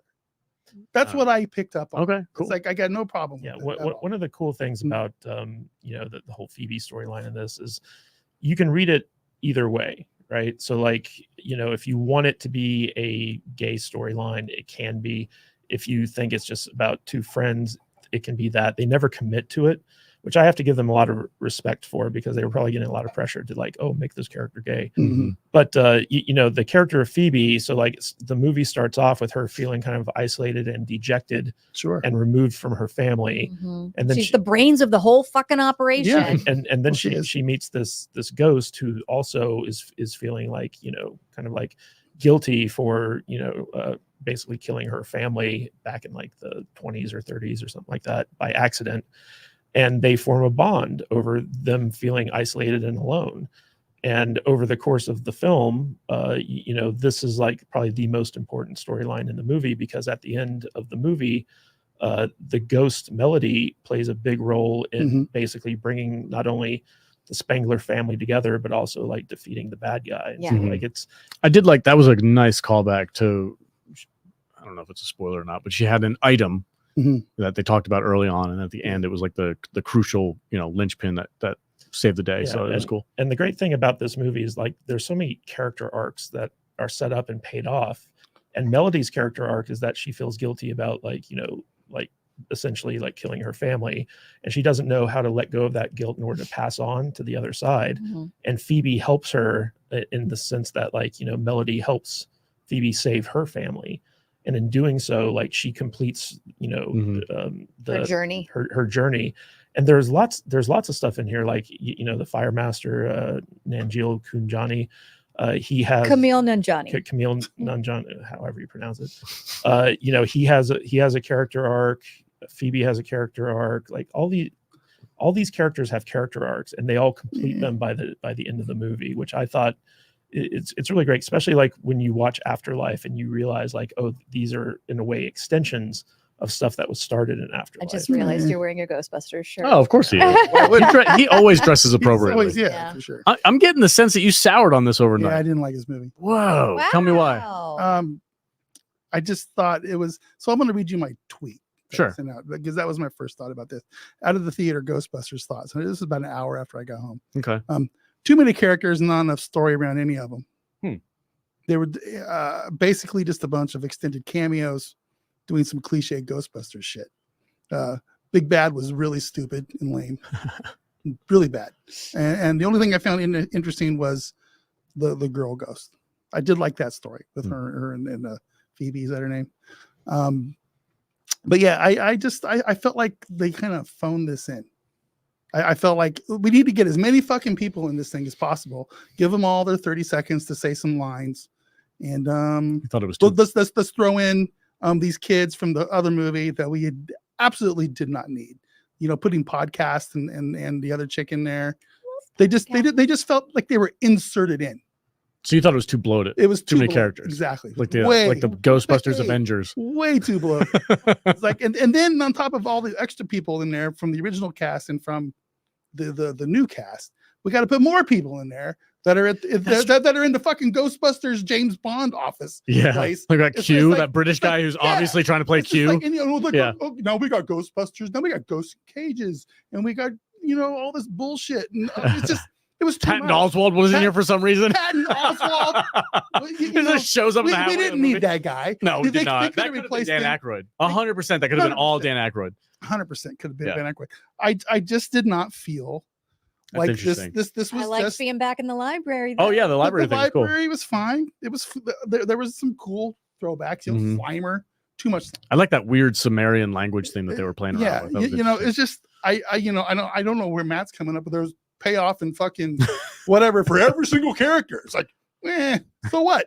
They were all on the movie for 30 seconds. He The loves that cute the character. Fire Master guy. Lars. Give a shit about. I want to know about the Fire Master guy's grandma. Give me She that. seems Give me badass. that. Yeah, she seems cooler. That flashback. This fucking Indian dude, Kamaji, whatever the fuck his name is, he's in everything now. It's like I don't care. I don't want to see him. It's like he's like the Indian Patton Oswalt. I'm done with him. I don't want to see him in any more fucking movies. Okay, I'm sick of him. He's like a side character and everything. Yeah, he's like, if it's a you're nerd funny. movie, he's got to put him in it. Same thing with Patton Oswalt. No, I just did not. This is a full point at least downgrade from the original movie. Okay. The first movie. From the first The original, script. not the afterlife. Yeah, Paul Rudd. You don't like Paul Rudd? He was Paul Rudd. Well, yeah, but that's why you Boston hire. makes me feel good. Oh, come on! How do you not Come like on. that? That was You're being a sourpuss now. terrible. Peter hates joy. Oh my god! I hate fun. and I thought the lady who played his wife or whatever, she was boring. She seemed. She was phoning it in. She was boring. So it's like I don't even know why I'm here on this movie. See, there was something. Okay, It's so like- with the kid from Stranger Things, the kid from Stranger Things was barely in this movie. yeah, he's like, doing this thing where like he has- I'm 18 now, I'm an adult, and they kept I making want to this. drive the car. They kept making this reference, but I felt like there was like no like why are we keep like she was like you're an adult Mhm. now, handle it yourself. Like there was Oh, a scene, Yeah. and I'm like why are we being like- so it's like in the In the antagonistic? last movie, she kept trying to get him to do stuff, and he was like, "I can't. I'm not an adult yet." Oh, really? Oh, Yeah. did you guys freshly She watch was like, it? "Can't you get the door?" And he was like, "I can't. I'm not 18." Yeah, that was a throwback where Yeah. basically in Oh, Afterlife okay. he kept shirking responsibility because he's like, "You're the adult, I'm the kid." Yeah. And now in this movie, like Right. now that he's 18, she just kept going like, "You're an adult now, figure it out yourself." Yeah. It's kind of I like just- the Alex version of parenting. you know? I just they either needed You to get like it now. they needed to add in the half hour. And I give some didn't more, realize- and give people some Yeah. more story elements, or cut I 5 can people out of this movie. I can 100% see where you're coming from with the movies bloated with too many Mhm. characters. I get that because you got the original cast Yeah. of 4, right? And 5 if you count shit, what's her name? Janine. Ghostbusters. What do you Oh, want? Janine. Janine. Yeah, what was she doing there? She's just hanging out. She gotta Well, answer the Why, phone. why was she in a suit? Why does she have a proton pack so she could help pull the lever down on the containment unit? I Yeah, mean, she had a wristband that's one. like, She come on. gets a suit. Fuck you, Come on. hater. I mean, I love Annie Potts. Don't get me wrong, but it just didn't make any sense. Oh, well, even Bill Murray when he saw her in the suit, he's like, like, "Ah, "Oh, you got a suit suit it on." up." yeah, yeah. And Bill Murray, another thing. You got them. You got the 5. that Then you got the motherfucker- Spangler family, He, right? he, And that's he showed up for about as much time as he showed up for on Zombieland. that's 4, right? 9 characters together with just those 2 groups. Oh, well, you're And then- counting Egon. You have to take Egon out of it. Okay. All right. So we're gonna 8. Then we got podcast Uh-huh. and Lucky. and Lars. and the Q guy. There's like 12 characters in this movie. It's a lot. And You're not wrong. You're and not wrong. It's a Dickless. lot. And all the Well, silly the mayor's little, the mayor. He's the like silly he's marshmallow a dude. sub bad guy. And the ghost girl. The Ghost Ghost Girl's Girl. another one. Yeah, there's like 14 characters in this movie. I don't really count against the mayor because he's just there just to antagonize You gotta the have the Ghostbusters. mayor. Yeah, you Mayor- have You to. gotta have mayor- that the mayor- dickless mayor. Yeah, he was in the movie more than Annie Potts was. fair. So You're not wrong. I'm not saying you're wrong. It's I'm just like, okay, it didn't really bother me movie that Shut much. this down. Listen, Shut all of this down. this movie felt like, hey guys, Afterlife made a lot of money. Yeah. We need to barf up another sequel as quickly as possible Before these people start dying. before the kids are 40 years old. That's what we need to do. Yeah. How old is that's Bill what it felt Murray like. now?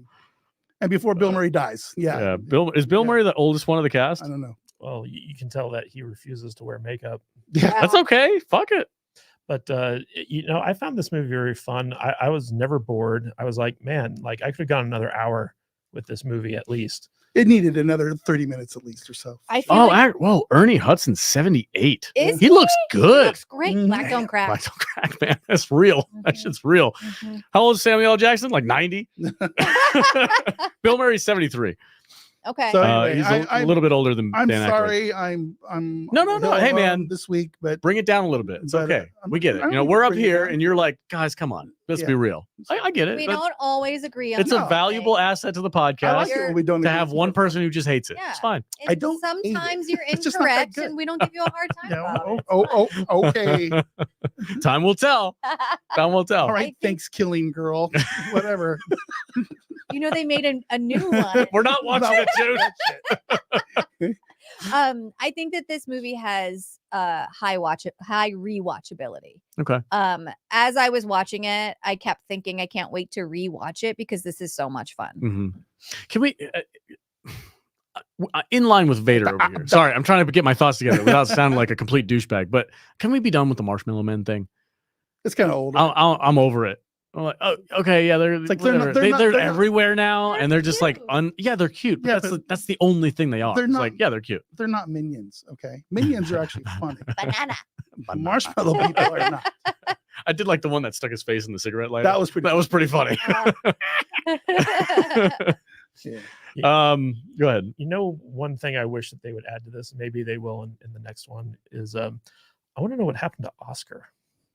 You know, the baby from Ghostbusters. Oh, right. Yeah. You know, like you would think that he would be a member of like this crew. Or a cult. And at the end of Afterlife, the after credit sequence is Sigourney Weaver and Bill Murray. Uh-huh. So like they're obviously together. But like I'm like, hey, like what happened to Oscar? Like he'd be the perfect candidate for Ghostbusters. Yeah. Vigo almost took him over. He's Vigo. Is Vigo. So maybe they'll bring him back for like the next one or something like Maybe. that. That'd be a great But one. they really did set the stage for like a lot of different stuff to happen at the end of this movie. So like they could do spin-offs of Ghostbusters at this point. and stuff Oh yeah, like this that. is not the last time we're gonna see one of No. these movies. Yeah. This is a solid franchise for I what is mean- it? Is it Columbia Pictures. They're going to keep doing it. Ghosts can't just be in New York and Kansas. I don't know if I want to see spin-offs that are outside of New York. New York Just is so saying. iconic. Like you could do anything. This movie definitely felt more like a Ghostbusters movie because it was in New York. In the firehouse. Yeah. Yeah.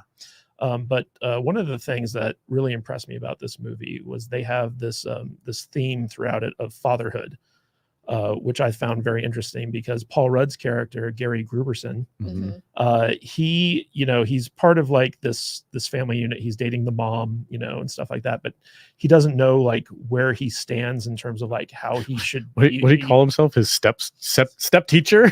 Step teacher, yeah, exactly. But he didn't know like what the boundaries were of like, can I be their father? Can I father them? And throughout the movie, he's like, like his relationship with Phoebe in Afterlife was very much teacher student type thing. But now he's like trying to figure out, okay, can I be a father to her? And we see this kind of like journey throughout the movie where he like basically figures it out. And there was a moment at the end of the movie where I kind of teared up about that. You're so soft. I love you. but it was kind of the same thing, like, because like in Afterlife, when Egon comes back and he like helps Phoebe, trap Gozer and stuff like that, and then he like reconciles with his daughter and all this stuff before he like passes on. There's always been this like very strong theme of like family in Afterlife and in Frozen Empire. And in a way, the climax of Frozen Empire mirrors what happened at the end of Afterlife, but instead of like Egon as a ghost, it's like the entire Spengler family coming together. And then like after they come together and they all kind of accept each other as a family, it was very heartwarming. Yeah. Are you choking up right now? Yeah, a little bit. Oh my God. I didn't get any of that shit. But this idea that there's a positive family message in a Hollywood movie that came out in theaters. It's like so rare nowadays. They couldn't give him the whole thing though, because he was like, "You don't want my last name. You can't. No, I can't have that. Gotta go with this." Well, they kind of make fun of his last name. Yeah, well, yeah, there's a ridiculous last name. Yeah. His name's Gary Gruberson. Come on, man, it's the Gruberson family. I'm not hyphenating that shit. Spengler Gruberson. Yeah. Yeah, Gruberson hyphen Spengler. I just wanted more. I wish it was better. You wish it was better. But I did love the final act in the sense that, well, first of all, I feel like the final act could be longer, but there was a great payoff because throughout the movie, Finn Wolfhard and Slimer have like this like subplot, and it pays off at the very end in a very satisfying way. Because Finn keeps trying to like capture Slimer, and Slimer keeps kind of like evading him.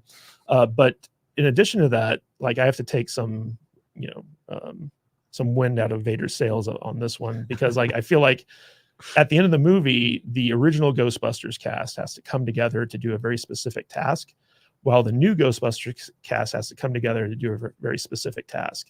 And the two of them the two groups have to work together in order to save the day. And if either one of those groups were to fail, like the bad guy would have won. And so you have this great parallel of like the old Ghostbusters and the new Ghostbusters working together. And it's a passing of the torch so that, in the future, should any of the actors from the original Ghostbusters pass away or decide not to, participate or like whatever, they've now done what Star Wars should have done, which is basically pass the torch to the new cast and let them kind of take it from here on out. But we got that in the last movie. We got a little bit of it, but this one really solidified it for me, because like I just felt like this was the moment where basically, okay, the Ghostbusters are now all together and the new ones can go off and carry on the franchise.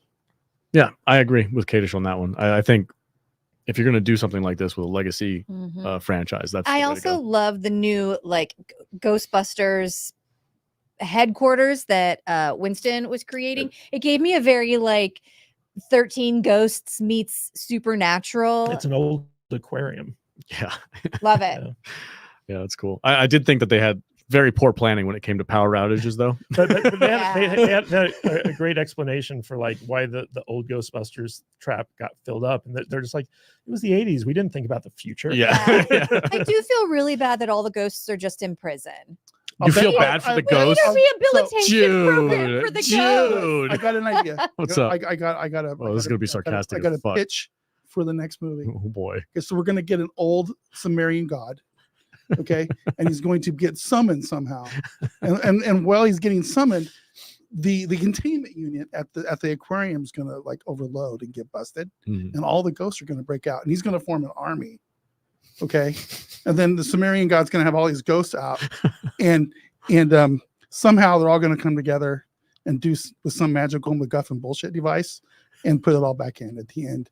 And it'll be all over and everything will be happy and families will be good and joined together. I love how much you hate things. It'll be fantastic. You hate everything so much. Your hatred. It's so funny. You just described. Somebody might get turned into. You just described a genuinely probably decent movie, and you're like, "This is gonna be shit." I just described all 4 fucking Ghostbusters movies. By Yeah, the man. way, Okay. I was Welcome being to really the rhythm. fucking sarcastic about that. Welcome to the way movies are made. Jaloja. You've got a bullshit That's not what magical. that means, by the way. Listen, man, every comic book movie, every nerdy movie has a beam of light that goes above New York, and everybody's got to come together and close the beam of light before the army comes out of nowhere. Yeah, dude, it's Avengers, man. It's fucking Avengers. Yeah. Guess what? It's okay because With it's fun. creepy music cues from the original 84 movie. I loved it. This movie is Ghostbusters Avengers. What's your score? Before we get to the score, there's one more thing I wanted to Go for it, Okay. man. Go for it. So this movie has been getting slammed by critics, right? Like it came out. Like what critics though? Like who? Well, exactly. But I mean, like movie critics have been This poo-pooing. fucking guy. Exactly.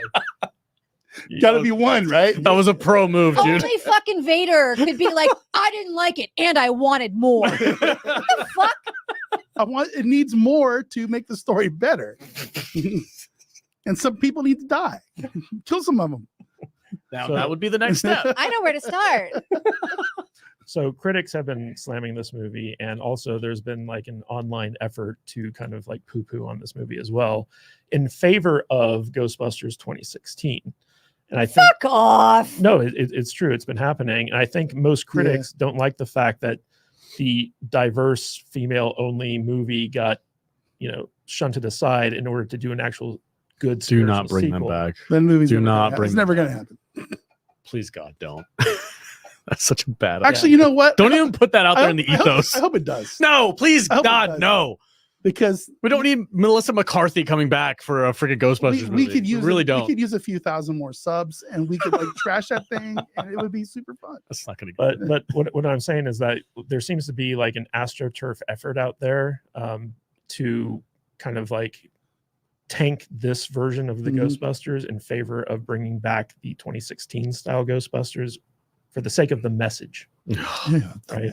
I do agree that when and if they make another one, there needs to be a sacrifice made by one of the original crew. Can we get rid Have of you come to sacrifice? let's sacrifice yourself? It's going to be podcast. Bill Murray, dude. podcast? No, it's going to be Bill Murray. Let's get rid of He's the podcast. first one who's going to be like, "Can I die in this movie, Yeah. please?" So I don't have to come back for this Oh, bullshit. they're gonna turn him into a dog, and then he's gonna die at the end. It's gonna be amazing. Oh, his spirit's going to be in the dog, and then the dog's going to be the mascot. Wow, that's brilliant. I did love what they did with Ray and Winston in this movie.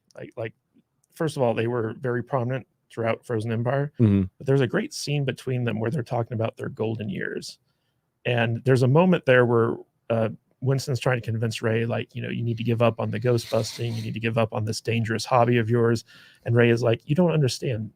This is what I want from my golden years. Mhm. I love this stuff. And then at the end of the movie, they have a little moment between them where, it looks like all is lost and, they're about ready to face down the bad guy. And Winston and Ray just share this look and they're just like, golden years. Mhm. And I just love that. It was good. Like it felt like such a great moment between the legacy characters, because in Ghostbusters 2, Ray and Winston were like tight, Mhm. and it was great to see like them like just kind of come together in that moment. I loved it.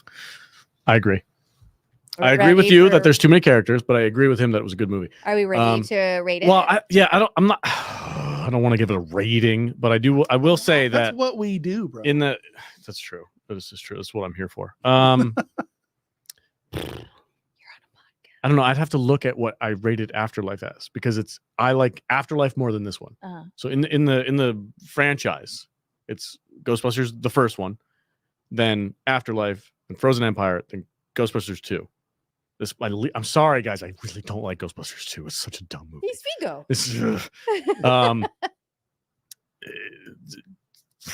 I don't know. I'd have to look at where I rated the other ones to be able to like give it a proper one. But I'm feeling like a good solid 3.5. I guess that might change. Don't quote me on that. Don't look at him like you need his approval. No. I'm not. You can't see where I'm looking. Don't pretend like you can. I don't know. I'd have to go. I'm going to go on critic lists. I'm going to open up my app. I'm going to rate it. I'm going to look at what I did for the other ones. If I even rated the other ones, I'm not even sure if I have. You need to go look at your old one first. Yeah, I need to be like, okay. It needs You want me to pull up that episode? I'm probably going to have to. I'm probably going to have to. Let me see. Ghostbusters. Did I even rate those ones on? I don't know if we were doing critic lists. I feel like we all gave Afterlife 5 stars. We weren't doing critic lists in 2021, Alex. I can guarantee you that. Okay. Well, it just came out last year. Or this That's true. last year. Well, sometimes I might have gone back and like rated some old movies. Go look at Discord real quick and see if it's on our. These are the movies that we all gave 5 stars to. Okay. No, I haven't rated it yet. I'm looking on critic list right now. I haven't rated it. I think we only have one, maybe 2 5-star movies. It's like my third. It's like Aliens and one other. So movie. it's number 3 out of the. How many are there? 4. Technically 5 if you want to count. I'm not counting 2016. I'm not going to do it, and I never will. Out of the 4 Ghostbusters, this is my third favorite. There's also the cartoon. Third? Yeah. Wow. Okay. So it's a 3.5. That's what I just said. It all lines up. I'm putting my thoughts together on the spot here, so just give me a break. But yeah, I'm thinking like 3.5 ish, somewhere in that range, like a 70% on critic list. All right. Rad. You know what I mean? Yeah. Okay. Go ahead. I don't have a whole lot more to say other than my star rating, I guess. I'm gonna go. Sorry. 2. Late Night with Cap said Alex is a bigot. I'm going 2. I'm going 2 stars. 2? Yeah, You're nuts, man. It's not that bad. I didn't really like this movie. Wow. I thought it was kind of phoned in. Way harsher than I thought you were going to go. Sorry, man. Whoa. I did not like too many characters. Characters that they weren't developed. The big bad was lame. What do you rate Ghostbusters 2 as though? Probably a little higher. I'd have to go look. Wow. That's crazy low. Yeah, a sorry, man. 2-star movie? 2 stars. Okay. Yeah, I can't. Stingy. Yeah, he is real stingy. It's all right. He's allowed to be. Jude, how about you? I had a great time with it. I didn't walk out of the movies like loving it like I did Afterlife, but I really, really liked it. I will absolutely watch this again. I thought it was a lot of fun, and I thought it was a really good sequel to Afterlife. So this is like a 4-star. Whoa. Okay. This is Oh my God, that's crazy. What are you talking about? 4 out of 5 Slimers. 4 out of 5. That is solid. Okay. Keish, how about you? So I saw this with my lovely wife. We both had a very good time. I had so much fun watching this movie He because got the bucket. I got the Slimer bucket, popcorn. Of course you did. Yeah. Dude, they had one that looked like a trap, and I was like, I kind of want to buy it. No, That's they neat. did have the trap. I didn't see the trap. No, yeah, it was the Looked like box one. looked like a briefcase. I thought it looked like an ammo can, Yeah, right? Isn't that the box? Isn't that the trap? I know. I think the top was like the stripes. Sorry, Keish. Continue. Yeah. So I just had a blast with this. It felt like a Ghostbusters movie. It was set in New York. I didn't think there were too many characters. I loved all the characters. I didn't think there were too many plot lines. All the plot lines were in service to the main plot line, and I could have watched this movie for another hour at least. I absolutely loved it. I walked out of the theater just feeling really good. Like it's been a long time since I went to the theater and saw like a really fun movie. Dune Part 2 was like great. I had a great experience watching that, but it wasn't fun. Did you say boo? Boo. Oh, Jude hated Dune 2. So like I'm gonna have to go with the same rating I gave Afterlife, which is 4 stars. Like, Okay. It's a very solid 4-star movie. And the 4s have it. That's what we're here for, man. We're here to disagree. I'm happy to bring the average down. Yeah, you gotta bring that critic list rating down a little bit. The Dune of Slime. You got a couple people in the chat saying that you're right. I'm not alone. You're not alone. Anthony Mark, who's a big fan of the channel, says Vader's right. Got a lot of support on my tweet that I sent out last night. Yeah. I'm sure. Look, I might soften on it a little bit over time, but I had a good time last night hanging out with you, regardless. Glad, thank you. Oh, here's another one from Victor. It says, but that again, Vader liked Fury Road, a Mad Max movie that Mad Max's side character. That's a good superior movie. movie. It's a good fucking movie. I can't wait for Furiosa. I think It's a Mad Max saga movie. Okay, Saga. saga. Yeah, Saga. Is Gyllenhaal in it? It's a Mad Max Gyllenhaal. saga. We're gonna add Gyllenhaal to the Mad Max saga. With Jake Gyllenhaal. Oh man. Get some gasoline. we had a lot of trailers drop over the last week or so. There's a Alien Romulus trailer that I thought looked rad. We can talk about that at the end of the show. Yeah, we can. Which we will. We will talk about all that stuff after we're done with 3 Body Problem coming up soon. I did want to read a couple of comments that I thought were funny by members of the channel. Don't forget to become a member of the Salty Nerd Podcast. You get extra content every single week, along with commentaries and extra reviews. We just reviewed A Nightmare on Elm Street. Is that Patreon? Patreon. I'm sorry, I get my stuff mixed up. Yeah. Join both. We can't do those things on YouTube because they will copyright strike us. This is true. This is true. Victor says, without a doubt, I liked it. Just not as good as Afterlife. I kind of agree. I agree with that. Another one from Victor says, my sister still laughs at the little marshmallow ghost. I stopped laughing after the 5th or 6th time I saw him on screen. I was like, okay, we get it. And then Penny, I did not take that as a love scene, girls as best friends. Okay, so I don't know. I judged it differently. I looked at that and I was like, are they giving each other the freaking sexy eyes right now? This is a little weird. But maybe I look at you that way all the time. Also, Phoebe's like 15. Yeah, I'm not. What, like Hollywood's never done weird shit with kids before. I mean, I liked how they left it open to interpretation. Like they never committed to anything. Yeah, I mean, so the people that type of thing matters, like they can say like, okay, like that was coded, like that's definitely there. And then the people who are like, you know what, I just see that as friendship. Like they can have it both ways essentially. did you guys find it troublesome that Phoebe basically killed herself so she could experience what it's like to be a ghost?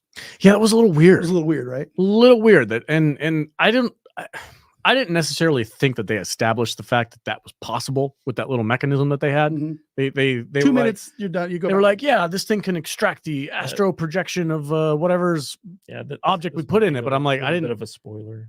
Oh, we're not recording right now. I'm sorry, guys, but I mean, we're recording, but this isn't. Is this part of the review? We're live. Yeah, man, Whatever. we're live right now. Whatever. Sorry, I forgot about that. That was in the chat anyway. Yeah, there was a bit. That was a little weird, but whatever. It is what it is. That's it.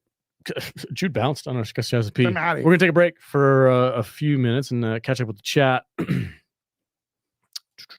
Furiosa trailer looks really good. Dennis Wright says. I agree. I thought the trailer is better than I think the movie's probably. Listen, man, I will defend those Furiosa movies till the day I die. Really, I love them. I do like Tom Hardy I do as like a new. And I don't Mad Max. and I don't give a shit if people say there's no Mad Max in a Mad Max movie. Well, you know what? If go watch Furiosa or Fury Road, He's in there. Mad Max is in the whole movie. Yeah, it's in the whole movie. I mean, Furiosa has more lines. The but plot- he's in it from beginning to end. the plot is about Furiosa, but Yeah. the movie's got Mad Max. He's the hero. Like remember that scene in that movie where he like leaves them behind and goes out into the mist Yeah. and fucking kills like 30 people and then comes back with a new gun and he's like, I took care of it for you. Right. That's pretty badass. I would have liked to have seen it happen. He's in the entire movie. I get it, man. I'm so tired of people going, Mad Max isn't in the Mad Max movie. Well, he's not in Like, this one, is he? No, this is a saga. This is a Mad It was Max. like a side. This is a It's a sideshow. prequel set in the Mad Max universe. Sure. It's like, okay, cool. Make me more of those. It's got a Hemsworth in it. It's got a Hemsworth. Is he the young version of the Joe guy? No, I don't No? think so, no. I thought that's what they were doing. because they have the Joe guy in there as his rival. He's like a Oh. rival warlord. Oh, He's got like a big nose. And yeah. stuff. That's interesting. There's a younger version of I thought Morgan Joe. I thought Hemsworth was like a younger version of him because Furiosa is the younger version of That would be cool, right? What's-her-face. But yeah. You know what I mean?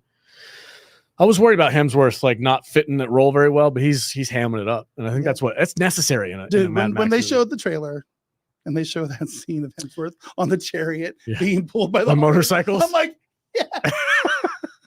That's what I want. So That was the best shit. I am a little worried about the use of CGI in this movie though, because like what is it, George Miller, right? Yeah. Is that correct? Yeah, George Miller like is a staunch like practical effects dude. Like he's got those vehicles out there like hammering some shit out in the desert, and it has a certain aesthetic to it. Yeah. This one, I feel like they're leaning a little bit. They're still doing that. Yeah, but this one's got. You can tell it's a lot of digital stuff. Can you tell the difference? in I the can, movie? yes, I can. You just complaining about seeing a digital ass on Conor McGregor. Yes, you can tell it's digital. Jesus Christ, bro. I don't No know. more wine and coke for this I guy. don't know. That ass looked real. He turns into an asshole. What? Gets spicy. He drinks more. It's the mug. It's the is mug. having Yeah, a he's just like, blow. kapla, fuck you. He turned into a Klingon. He really did. Not Jaloja, Matt. I know Jaloja. Like, I gotta go pee in the canyon. Jaloja is what I just did. I know what Jaloja is. Digital ass, lol. That's a terrible show too. What's that? Oh, well, it Orville. became a terrible show. Yeah. What was it? Orville? Yeah. First 2 seasons were decent. Yeah. Third season, Smash that like button. Took a Thank you guys. Thank you, massive thank you. crap. All right, you guys ready to move on to 3 bodies. 3 Body Problem? All right, so this is a Ooh. TV show on Netflix based off of a book series. I'm going to boom bitch it real quick. There we go. It's a TV show on Netflix based off of a book series. They're going to probably do multiple seasons because there's how many books are there? 3. 3 books? Okay, so yeah, we're going to get They said they're going to do 4 seasons. 4 seasons for 3 books. Yeah. Makes sense. It's D&D. They need one of their own. I would, yeah. You That's think it's true. gonna get renewed? Probably. It seems pretty. Is it popular? I don't know. I haven't It's pretty checked. popular. What's it It's ranking? it's doing well on the social medias. You know what I really want to know is where Warrior is on Netflix. I mean, it's Right? still ranking up there. I haven't seen it in the top 10 in a while. Yeah. I don't think they're doing that great. But So we got recently added 3 Body Problem currently sits at number 1 Yeah. on Netflix. Yeah. And for those of you out there in the chat, we're going to be going over the first 5 episodes, non-spoiler. Mhm. And then next week, we're going to cover the rest of the season. Did you notice that, speaking of Warrior, Father June is in? I did. tonight? I was looking at him and I was like, I think that's Father June. Yeah. He's in the first episode for the first 10 minutes or so. Perry Chan. Yeah, Yeah. Perry Chan. Perry Young. Perry, what is it? Perry Young. Young? Yeah. Cool guy. I talked to him on Instagram a handful of times. I didn't know he was in this show, and I was like, that's freaking Father June from Uh-huh. Warrior. And then I was super disappointed because they freaking Ned Starked him like right away. And I was like, oh, It's like the whole point of the book, though. yeah. But that I will say, when this show goes like hard, Mhm. it goes hard. That opening scene was disturbing on multiple levels, especially with current political things that are happening in the world that we're living in right now. I'm like watching this. I'm like, man, we are so close to this shit. Like, So how we normally do shows is Kadish gives us the rundown. Are you doing that for this? Nope. no, No. first 5 episodes. We're just riffing. we're just kids running around in the streets, wild. No and free. rules. J-Lo I with don't- I her don't- hair down. That's too chaotic. I don't think I can do it. If I were to do that for these 5 episodes, we'd be here for. Yeah, it'd be a Yeah. whole another hour show just to do that. Kadish, you're the best at explaining things. Do you want to do the basic plot of how this show? I think you need to. Okay. Yeah, you're better at that than I am. So basically, the 3 Body Problem is about an alien invasion of Earth. Okay. And it's basically this very advanced superior race is coming to Earth. And it's not only about how humanity reacts to this news, but it's about a group of characters who are trying to figure out, okay, how can we stop this from happening? And it's based off of a series of books from a Chinese science fiction author. And these books are very hard sci-fi. Like I did not like the books. I don't think they're very good. They're very light on characterization, very big on like big ideas, stuff like that. And I'm not a big fan of Benioff and Weiss, the guys who produced the Game of Thrones stuff. So going into this, I had very low expectations. I was like, I didn't like the source material. I don't like the guys making this series. But I was very pleasantly surprised because like I got super into the show. I thought the show itself was like really, really good. It was engaging. And they brought forth some elements from the next 2 books. They brought it up into the first season. And I feel like it worked really well. I feel like this is a very good adaptation because they changed a lot of the stuff I didn't like about the books and they made it better. And by the end of the series, I was hooked. I was like, I want to see more seasons of this. So long story short, it's about alien invasion and how humanity is going to be dealing with this particular type of invasion. And the aliens are very, very superior. Like they're almost omniscient, you know, everything that's going on. And so like the deck is stacked against humanity for it. Mhm. I had a real big problem with that, by the way. But also there's a group of people who worship this alien race, Right. who want to expedite the process of them coming here and taking over. Because they lost faith in humanity. Yeah. Yeah. Yeah. And the aliens are traveling 1% of light speed from their home planet, which is like 4%. No, they're 400 years. Yeah. Well, they're It's 1% of light speed. 4 light years away, and it's Hmm. going to take them 450 years to get to Earth. So humanity has a lot of time to deal with this, but in a way, like that can be a bad thing as well. Yeah. The show starts off in 1950 something. It's like during the Cultural Revolution of China, which is in the 60s. Yeah. And it kind of flashes back and forth between like what happened then for a particular character who's very important in the overall story. And then like it goes into like this mystery because there are all these like scientists, like very well-known scientists who are killing themselves. In present day for very unknown reasons. And so like there's this little mystery is like, why are all these scientists committing suicide in sometimes very gruesome ways? And then that leads into a weird little video game that the main characters of the show called the Oxford Five, who are a group of friends who all went to Oxford together, eventually like stumble upon, and the mystery starts to unravel until like there's like this big reveal, which happens in episode 5, which is when they find out that aliens are invading, essentially. But throughout the course of the first 5 episodes, I felt like it was a very engaging story. Like I was really hooked. I like how it flashes back and forth between like how this got started, and now that we're dealing with sort of like the repercussions of this happening and them on their way, and how they need to prepare to come to their new home, what all they needed to like happen for that. So we're flashing back and forth between like 1970 something, 1980 something, and present day. I was way more engaged with the flashback scenes in this show than I was with the present day stuff. I was actually getting a little annoyed with the present day stuff because I was like, they were adding a lot to the first half of this season. There was just so much being thrown at you, and I was genuinely worried for a while that this was like a lost situation where they were just throwing all these questions their way. You said that, and they were like, here's questions for like 4 episodes, and I'm like, are you gonna answer any of this shit? Like, I have no patience for this stuff. I'm like, if you're gonna set something up, I need to start realizing some answers very soon, which by episode 5 they start to do that, which I was like, okay, cool. Yeah. So to me, the first 5 episodes are nothing but setup. It's a 5-hour setup. It's a 5-hour setup of you learning who and what drives these characters that are in this show. And you kind of need it, I think. But I mean they probably went a little heavy on some of this stuff. But I mean, I'll be honest with you. I've watched the entire series.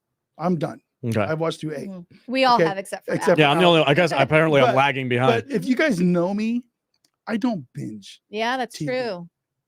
But I watched this thing in a week, and it's because there's something about this show that kind of hooked me, you know. But I keep on thinking back about it, and I think, to me, this series, it peaked at episode 5, at least for this season, to me, because everything builds up to episode 5, and then you find out what goes on afterwards.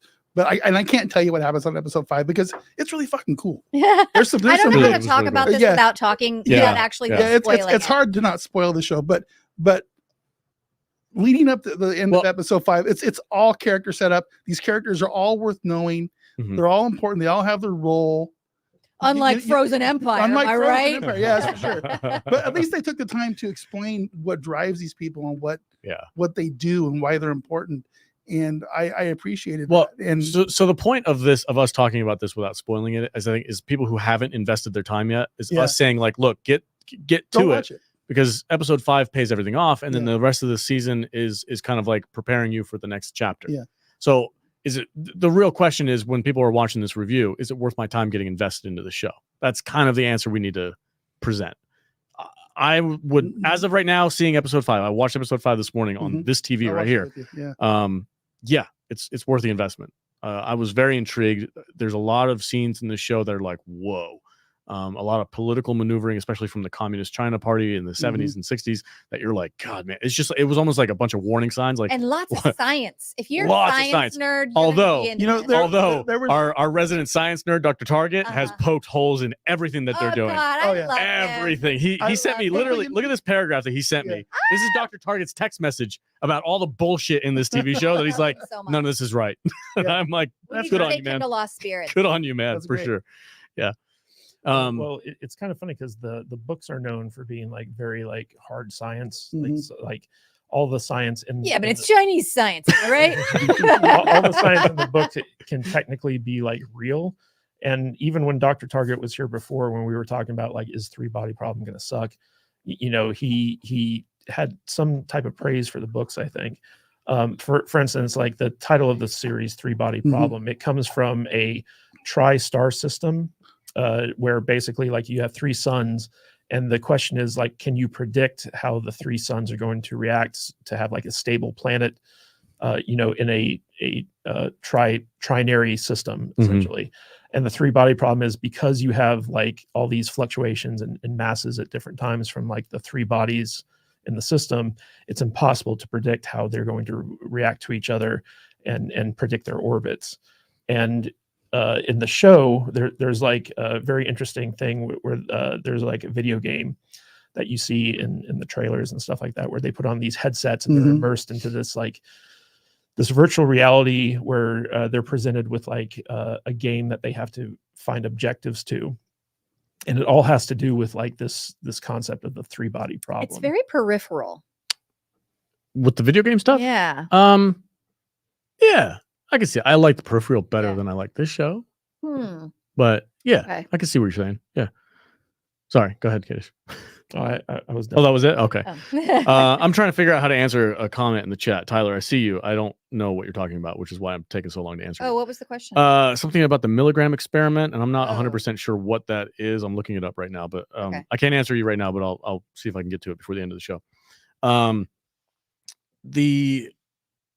The major thing that I had an issue with that kind of breaks the show for me, and I'm trying to get over this because it is sci-fi. It's not necessarily hard science, as Dr. Target pointed out extensively in his notes, is that the problem, I don't know if we can, this is like kind of spoilery, but it has a crucial part of the whole. If you don't want to know anything, mute just it. mute for like 3 minutes and I'll go like this when I'm done.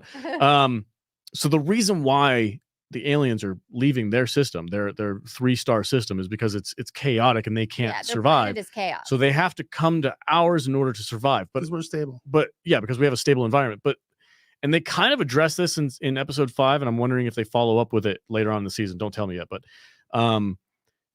they're like, my problem with that is there's no possible way that this civilization that's on this poor planet that's getting bounced around between 3 stars and it cannot survive for very long is going to build a planet, interstellar star fleet of ships to take the majority of its civilization from one place to another. They never. You said- can't They're do that. so far advanced that it doesn't take them as long but to how- do stuff but as it does us. I don't like, you can't build a society And and who then said have it- the who said- resources to get ships into the air and fly across interstellar space if you can't survive more than a couple thousand years because your star's bouncing all over the place. That's the thing that breaks the whole thing for me. But I can look past it in order to just enjoy the show. It's just like one of those things that I was like, this doesn't. I Well, don't know about the idea here is that so the Shang-Ti is that what they're called? Santi. Santi. Sean- So the Santi, the alien race, in the unstable star system, what they do is their civilization kind of goes into hibernation, and there's only a few people who are kind of like awake and overseeing the population during chaotic ages. And then once it goes to a stable age, the entire population wakes up. And the idea here is that they've been around much longer than humanity. Yeah, they basically go into like cryo freezing. Yeah, but they've been around much longer than humanity, and so that's one of the reasons why they're so far advanced than us. And basically, like, they realize that their growth and their prosperity and their civilization has been stunted by the fact that they have to keep going into hibernation for these chaotic ages, and so they need to basically, find someplace a lot more stable. I agree with you, Alex. That was one of my big problems in the books. Is that okay? Like, let's just say that the alien race has been around much longer than us. It's like, how do they find the time to create this fleet of ships and you know, create these sophons and a bunch of other like very technically advanced stuff, if like they have to wait for like a stable age, which could be thousands of years, you know, in order to do it. And according to the game that they're playing, they were kind of stuck in this like feudal era, like medieval time. No, they weren't stuck in that. That was basically just they took the heritage of the person who was putting on the headset, right? Yeah, and basically they did it so that it would be something that was familiar to them, so that they would sympathize. Yeah. So like if you were from England, the heritage was like Tudor, like the Tudor dynasty or like whatever, and so like it wasn't that the alien race was in that type of like environment. It was that they wanted something that they could relate to. Right. And they couldn't figure it. But here's the other thing too, is like they couldn't figure it out themselves. So they're tricking us to figure it out for them. Is that the point? Like what? I have so many questions and I really hope they answer them. No, the headsets were a recruitment tool by the people who wanted to welcome the aliens. Yeah. Because they're scientists. The aliens or the people that they're recruiting? The people that they were recruiting. Yeah. Yeah. They're trying to get the smartest brains on the planet to like side with them. You can signal if we're done spoiling. Yeah. Like the whole headset. Oh yeah, that's right. Sorry, I forgot. The whole headset VR game wasn't meant to do anything other than make the players sympathize with the aliens and then put them through enough tests to make sure that they were ready to be recruited into the pro-alien faction that is preparing the Earth to welcome them, essentially. I don't like it. Made perfect sense to me. Did you? Yeah. Okay. Hey, if you're satisfied, that's all that matters. This guy's hard to please. Anyway, I've been tentatively enjoying this movie or it's TV show. I'm glad that I've been watching it. I usually don't get invested in shows easily. They have to like really get you hooked in. Shows like Warrior will get you hooked in really quickly, and those are like just straight like serial. Every episode has something happening. This is a bit slow. So if you're not into slow sci-fi, isn't like an exciting show. No, there are plotting. episodes that shit happens and you're like, oh, fuck. Yeah. But this isn't, as a whole, it's not like a so show that you watch that's like exciting or like. I mean, they were smart in the fact that at the end of pretty much every episode, there's something that makes you want to keep watching. At the end of episode 3, there's something that happens that you're just like, oh shit. And then at the end of episode 5, I think I texted everyone. I was like, episode 5, holy shit. And so like there are major things that happen in the story in every episode that keep you engaged. And I was engaged up until like the very end of the series. So you guys all finished it. So I'm sitting over here just blind on 3 episodes. Yep. That makes me a little upset. We told you we were finishing it. I tried. I was down to the wire watching the 5th episode in here, like right before we started. What did you think of the 5th episode? Because I feel like episode 5, if people can make it to episode 5, it's the peak. They'll know whether or not they're invested in the show. Well, I mean, I was sitting right next to you. I was freaking out. I was like, yo, because they went dark. It got real dark real quick. They didn't hold back. No. There's a little pink shoe in there, and I was like, whoa. God damn, they had a ballsy move. I'm enjoying it. I forgot that D&D were the Benioff and Weiss were the ones who were like producing the show. So I was sitting there. You know what's even worse is Ryan Johnson executive produces the show. Why did you guys make me watch this? I didn't find out about that till too. God damn, now I don't want to finish it. I know, right? Blech. I don't want to give that guy any money. When I was watching this movie, I'm like, why is all the freaking cast from Game of Thrones in this movie? Because like, what's his face shows up as a random character. Varys shows up as a random character throughout the show, and I'm like, what is he do? What, Varys? Yeah, he's the Pope. Really? Yeah, he had a beard and wig, so you might not recognize him. But that was Varys, and I was like, why are all these Game of Thrones people showing up in this movie? Now it makes so much more sense. Yeah, Onion Knight. Yeah. They're all the old school Game of Thrones characters. I wouldn't be surprised if Kit Harington pops up at one point. Dude, Liam Cunningham fucking kills it. Oh yeah, he's great. Yeah. Him as like a snarky like government official dude with a suit. It works for him. I've seen him in a few movies that he does that, and I'm like, that's a good job for you. You need to like really lean into that. I also really liked Benedict Wong. He's my favorite. We were talking about him today. He's like, he's not acting. He's just snacking on stuff and just being a douchebag. It's like it works for him. Smoking cigarettes, having snacks. Yeah. He's living his life right now. He's loving this role. He's like, oh, I get to sit in a car and just like eat snacks and make funny jokes. It's kind of weird because the only thing I really can picture him as is Wong in the Marvel movies, you know, as the wizard guy. Yeah. So that's my. Have you ever watched the Marco Polo show on Netflix? So he plays Genghis Khan in that. Oh, he's probably pretty good. Yeah, no, he's badass in that Sweet. show. So overall, you guys already seen the whole thing. Would you recommend people watch the whole season?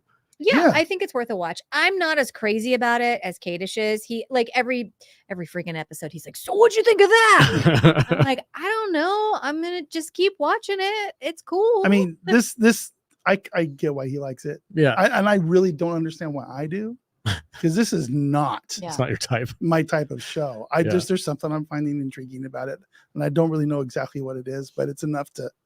I mean, I watched 3 episodes yesterday in the afternoon. I pushed one. I just will watch an episode. Next thing I knew, it was 3 hours later, and I was done with it. It's like, okay, well, guess it's time for dinner. But yeah, it's definitely worth watching if you haven't started this thing yet. It's new. It's different. It's a highbrow sci-fi. Some really high concepts in this thing. It's there was some people that were like worried. It's like, oh, it's by some Chinese communist author.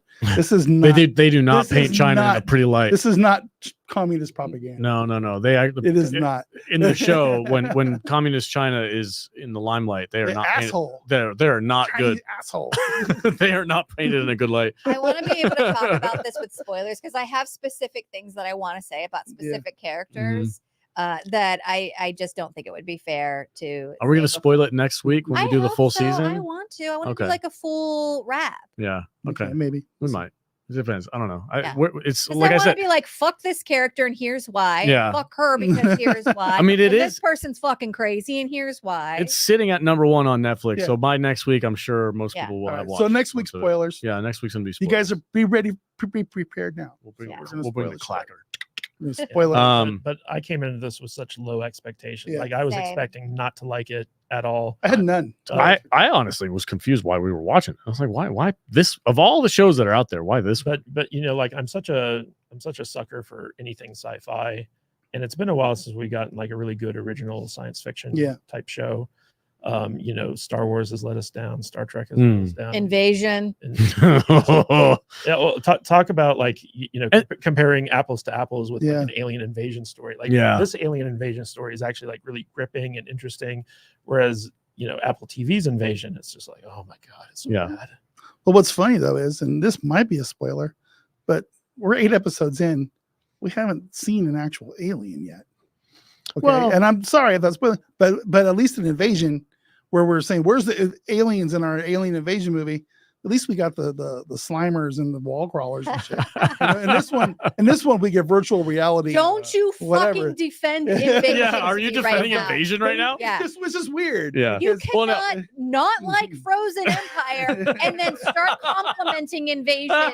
Not in one day. This is not that day. These things are weird. Yeah, dude, that thing is actually messed up. Go home. Never add wine and Coca-Cola together. You start saying some weird shit. Have some bread. Fill up your belly. No, it's all very interesting. I want to say that the Peripheral was such a freaking great show. I was so disappointed that they canceled it and they're not doing season 2 because that show was freaking awesome. What show? Peripheral. I want to rewatch it because I felt like I was too dumb to watch it, with episode by episode. It's highbrow sci-fi, but it's really cool. I need to binge it. Yeah, I'm gonna put it on my list. It's such a cool show, and I'm so disappointed that they canceled it because I hope somebody else picks it up at some point because it's well worth a watch. If it's on Amazon Prime, unfortunately, it's not going to go anywhere as far as we know right now. But if you want to watch just a solid season of sci-fi, Peripheral is freaking dope. All right, I have one star comment that I thought was really funny. I wanted to bring up. So half the panel is hungover, wearing sunglasses. Welcome to the show. Hungover. I feel great. I bet you do.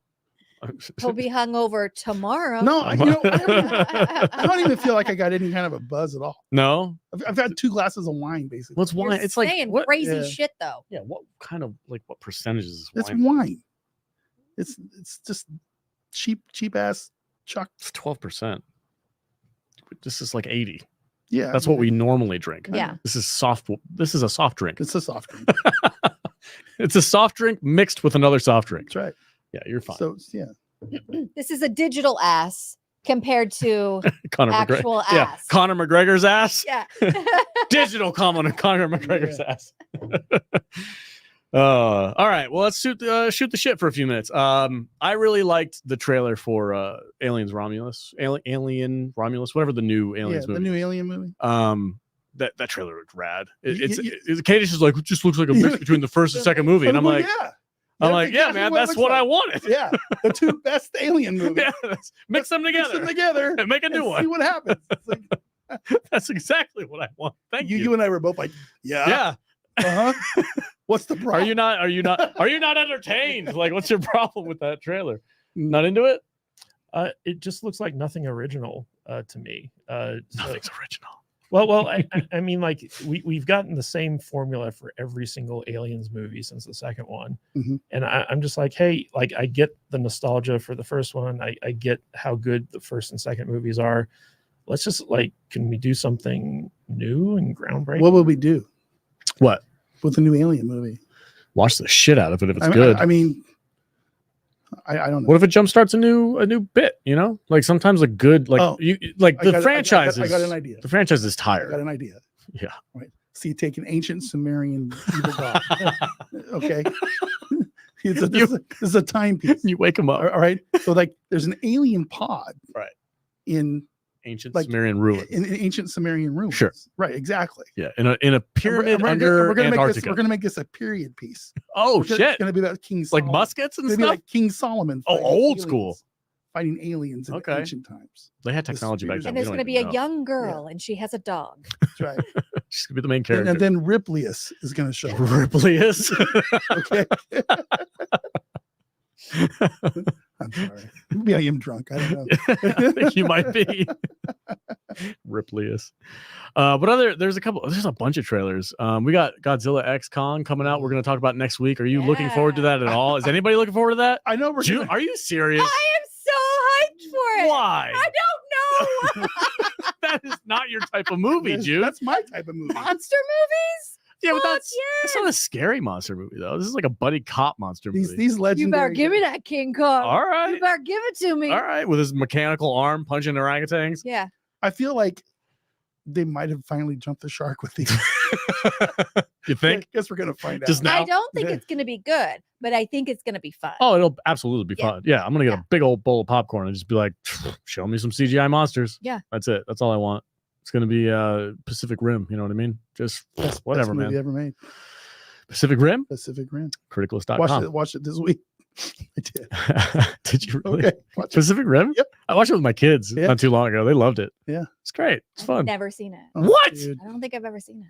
Well, haven't we watched it for the show? No, we've never watched it for the show because I will veto it. Oh, you? I don't know if we can veto movies anymore. You can't veto movies anymore. I think it's a majority vote. One of the dumbest fucking movies. You can abstain from watching. Yeah, you can sit there and push buttons while we talk about it. Yeah. I wanted to tell you something, Alex. What's up? Sam Neill has been redeemed for me. Is he in a good show? Yeah. Oh, okay, cool. Yeah. Good deal. It's this new show on Peacock, on the cock. Oh, nice. Called Apples Never Fall. And he is name. Yeah.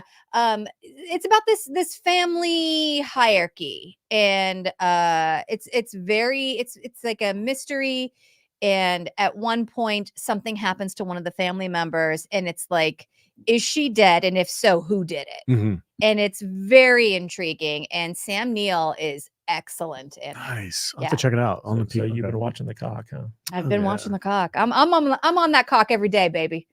What's the team up streaming services that we need? Is it Max Cock? Right? Is the HBO Max needs to buy out Peacock and just be like Max Cock? Sounds like a speed I would hit in my my spaceship. I'm approaching Max Cock. And my spaceship is shaped like a cock. It's a porno parody of a sci-fi show. Yeah. It's like, we're approaching Max Cock. Just flying through space in a It's gone penis. from suck to blow.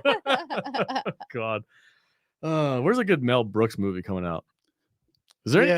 is there a next Mel Brooks? Is there another like? well, they just came out with History of the World Part 2 on Hulu. Yeah, I I didn't think that's bother gonna be with it. his last one. You don't like Mel Brooks though. I do like Mel Brooks. You do, but you hate Doesn't like Spaceballs Spaceballs. because it's Don't like disrespectful to Spaceballs. Star It's Wars. terrible. That's why you hate It's Disney. fucking I awful mean, movie. you're kind of disrespectful to Star Wars too. But Star Wars kind of sucks, bro. Yeah, right now. 2 out of 9 movies are worth watching. Dude, Spaceballs, that's a movie that ages very well. It keeps getting better. It's always funny. Every time I watch it, it keeps getting better. my virgin alarm's going off. Because you're Philistines. Half man, half dog. I'm my own best friend. Comb the planet. Man, we ain't found shit. I'm gonna go pee. Pizza the Hut. Oh man. I don't really have much else to say. Are we good? It's about that time. It's about that time. We're gonna wrap today up. Well, yeah, come back. We'll give Vader cock flicks. Love that. I like that. Cock flicks. Nice. That's a porno channel. That is a porno channel. Yeah, that's a website you can go to, cockflix.com. For sure. You have to pay a membership, but you can watch all the Hey, man, conflicts you want. Are you a member of Cockflix? God, they got Yeah. some freaking shows on there. Yeah. Yeah. I went down a rabbit hole On the other day Cockflix? on about actual rabbit holes. It's fucking weird, man. I feel dirty. Oh shit, we finally got a super chat. Smitty's back. Dude, Smitty for $4.99. He didn't Man, He didn't say he didn't say anything. nothing, but he gave us $5. I'm cool with it. Thank you, Smitty. Yo, Well, he's just bribing us to review Invasion. yeah, dude, we're gonna Three team. Can we right do now. a team up for Invasion season Oh my 3 and just God. have Can we Smitty be just the regular? Can we do it for every episode? Otherwise, I'm not fucking watching it. What do you mean for everyone? What's up, Smitty? It's good to hear from you again. What do you mean for every episode? I want to do a team up with Smitty. Yeah, that's what I'm saying. For Like for every the whole episode. season of season Yes. 3 of Invasion, just Yes. team up with Smitty for every Yes. episode. We'll host it. Smitty, do you want to come over? You want to come over and watch Invasion with us? We could do. I have to invite someone over every episode that Yeah. we tape. Yeah. Oh God. Anytime. LOL. Yeah, man. Well, yeah, we would. I think we need to do a team up for season 3 because that show is so bad it cannot be covered by just one channel. We have to do a massive team up. I feel like Yeah, you're we got to Avengers that You're- shit. I feel like you're tricking me right now. You're like, we're gonna get Smitty on, and then I'm gonna be like, okay, I'll watch it if Smitty's on. Yeah. And then you're gonna pull a fucking rug out and be like, Smitty couldn't make it. No, we'll plan it out. We'll plan it out. We'll make it happen. I tell you, I love Smitty's videos. He's been killing it over there. Oh yeah. Yeah. His videos are always funny. I love how his pure frustration with bad shit. It's just so funny. It's just like, Speaks to me. yeah. He's one of the team. I'll be there. I will be there. He says. Smitty says I will be there. All right. I'm down. All right. Hey, Smitty's back from Smitty Smitty Snippet. is back. What? Yeah. Remember Smitty? Smitty's in the chat. Yeah, I know who Smitty is. Yeah. Smitty's in the chat. He says he's going to join us for Invasion season 3. Oh, cool. He can have my seat. Shoot's like, I'm out. I quit. You did threaten to quit if you had to watch season 3. Did. You're like, I I'm, meant it. I'm fucking quitting. We need to like go on. You a hunt. guys hate me. What's that? We need to go on a hunt. A hunt? I want to know. Or- I want to know who the floor pisser is. What? Oh, in there? Yeah, Oh no. it's like needs a mop. Ew. It's ridiculous. Whatever. Just use your beard. Wasn't me. Oh, that's so go. Anyway, we're gonna polish up today. Thank you guys so much for joining us on today's Salty Nerd podcast. We had a lot of fun talking about these movies this week. Yeah. Join up for Patreon to get extra content, extra reviews, and all that kind of fun stuff. Also, become a member of the channel. You get your chats highlighted, plus you get extra content as well from there. We're having a great time over here. Thank you so much for joining us. We Yeah. love our Tuesdays. Vader, say goodbye to the people. Goodbye, people. Have a good day. Jude, See you later. say goodbye to the people. Goodbye. Good day. I'm not watching season 3 of Invasion. Hey, what was the show that we watched that we have for $10 that we hated? $10? Yeah. Show that we. The He-Man. movie that we watched. We did the commentary. He-Man. Oh. Masters of the Universe. Yes, Masters of the Universe. Yeah. Yeah. God. I would rather rewatch that What? than Invasion. Season No 3. way. You know what I'm You don't getting know with what that. you don't want to find out what's happening to the piece of shit family. Fuck them. fuck 'em. in the Canadian cavalry that are Yeah, traveling across America for no reason. Smitty, come on over. I'll keep it warm and I'll for bet you. you that Jim Bell Tyson is still. Still down. I can't believe he remembered his name. You know, what's funny is we actually got an email from a gentleman who he and his wife found us through our Invasion. Oh no, no way. And he said, yeah, we watched the first 2 episodes of Invasion, and then we found your channel. Oh no. And we just started watching your reviews instead of watching the rest of the season. Yeah. No, do So that. It's Number 1 show on Apple TV, though. I mean, Sure. you can like transport through like alien temporal buttholes. and Yeah. stuff. It's gonna be fantastic. It's gonna be great, dude. Season 3 is gonna It's be like so stupid. Casper, and Oh my god, that's they're- right. He they're got stuck- taken over. they're stuck in the maze. He's an alien now. They're stuck in the maze on the mothership now. The maze that's like purple and pink. Yeah. Remember? I need purple freaking pastels. Stat. Let's go. It's wrong. I need pink chalk. That's With- legitimately a line. With what's his name? Trayvon. Trayvon or whatever his name is. And, maybe what the kid will go back to his dad's sex dungeon In France? in France. Dude, the kids need to go back to the Yeah. yeah. Their dad's sex. What's dungeon. this swing for? Dad, he legitimately says that shit.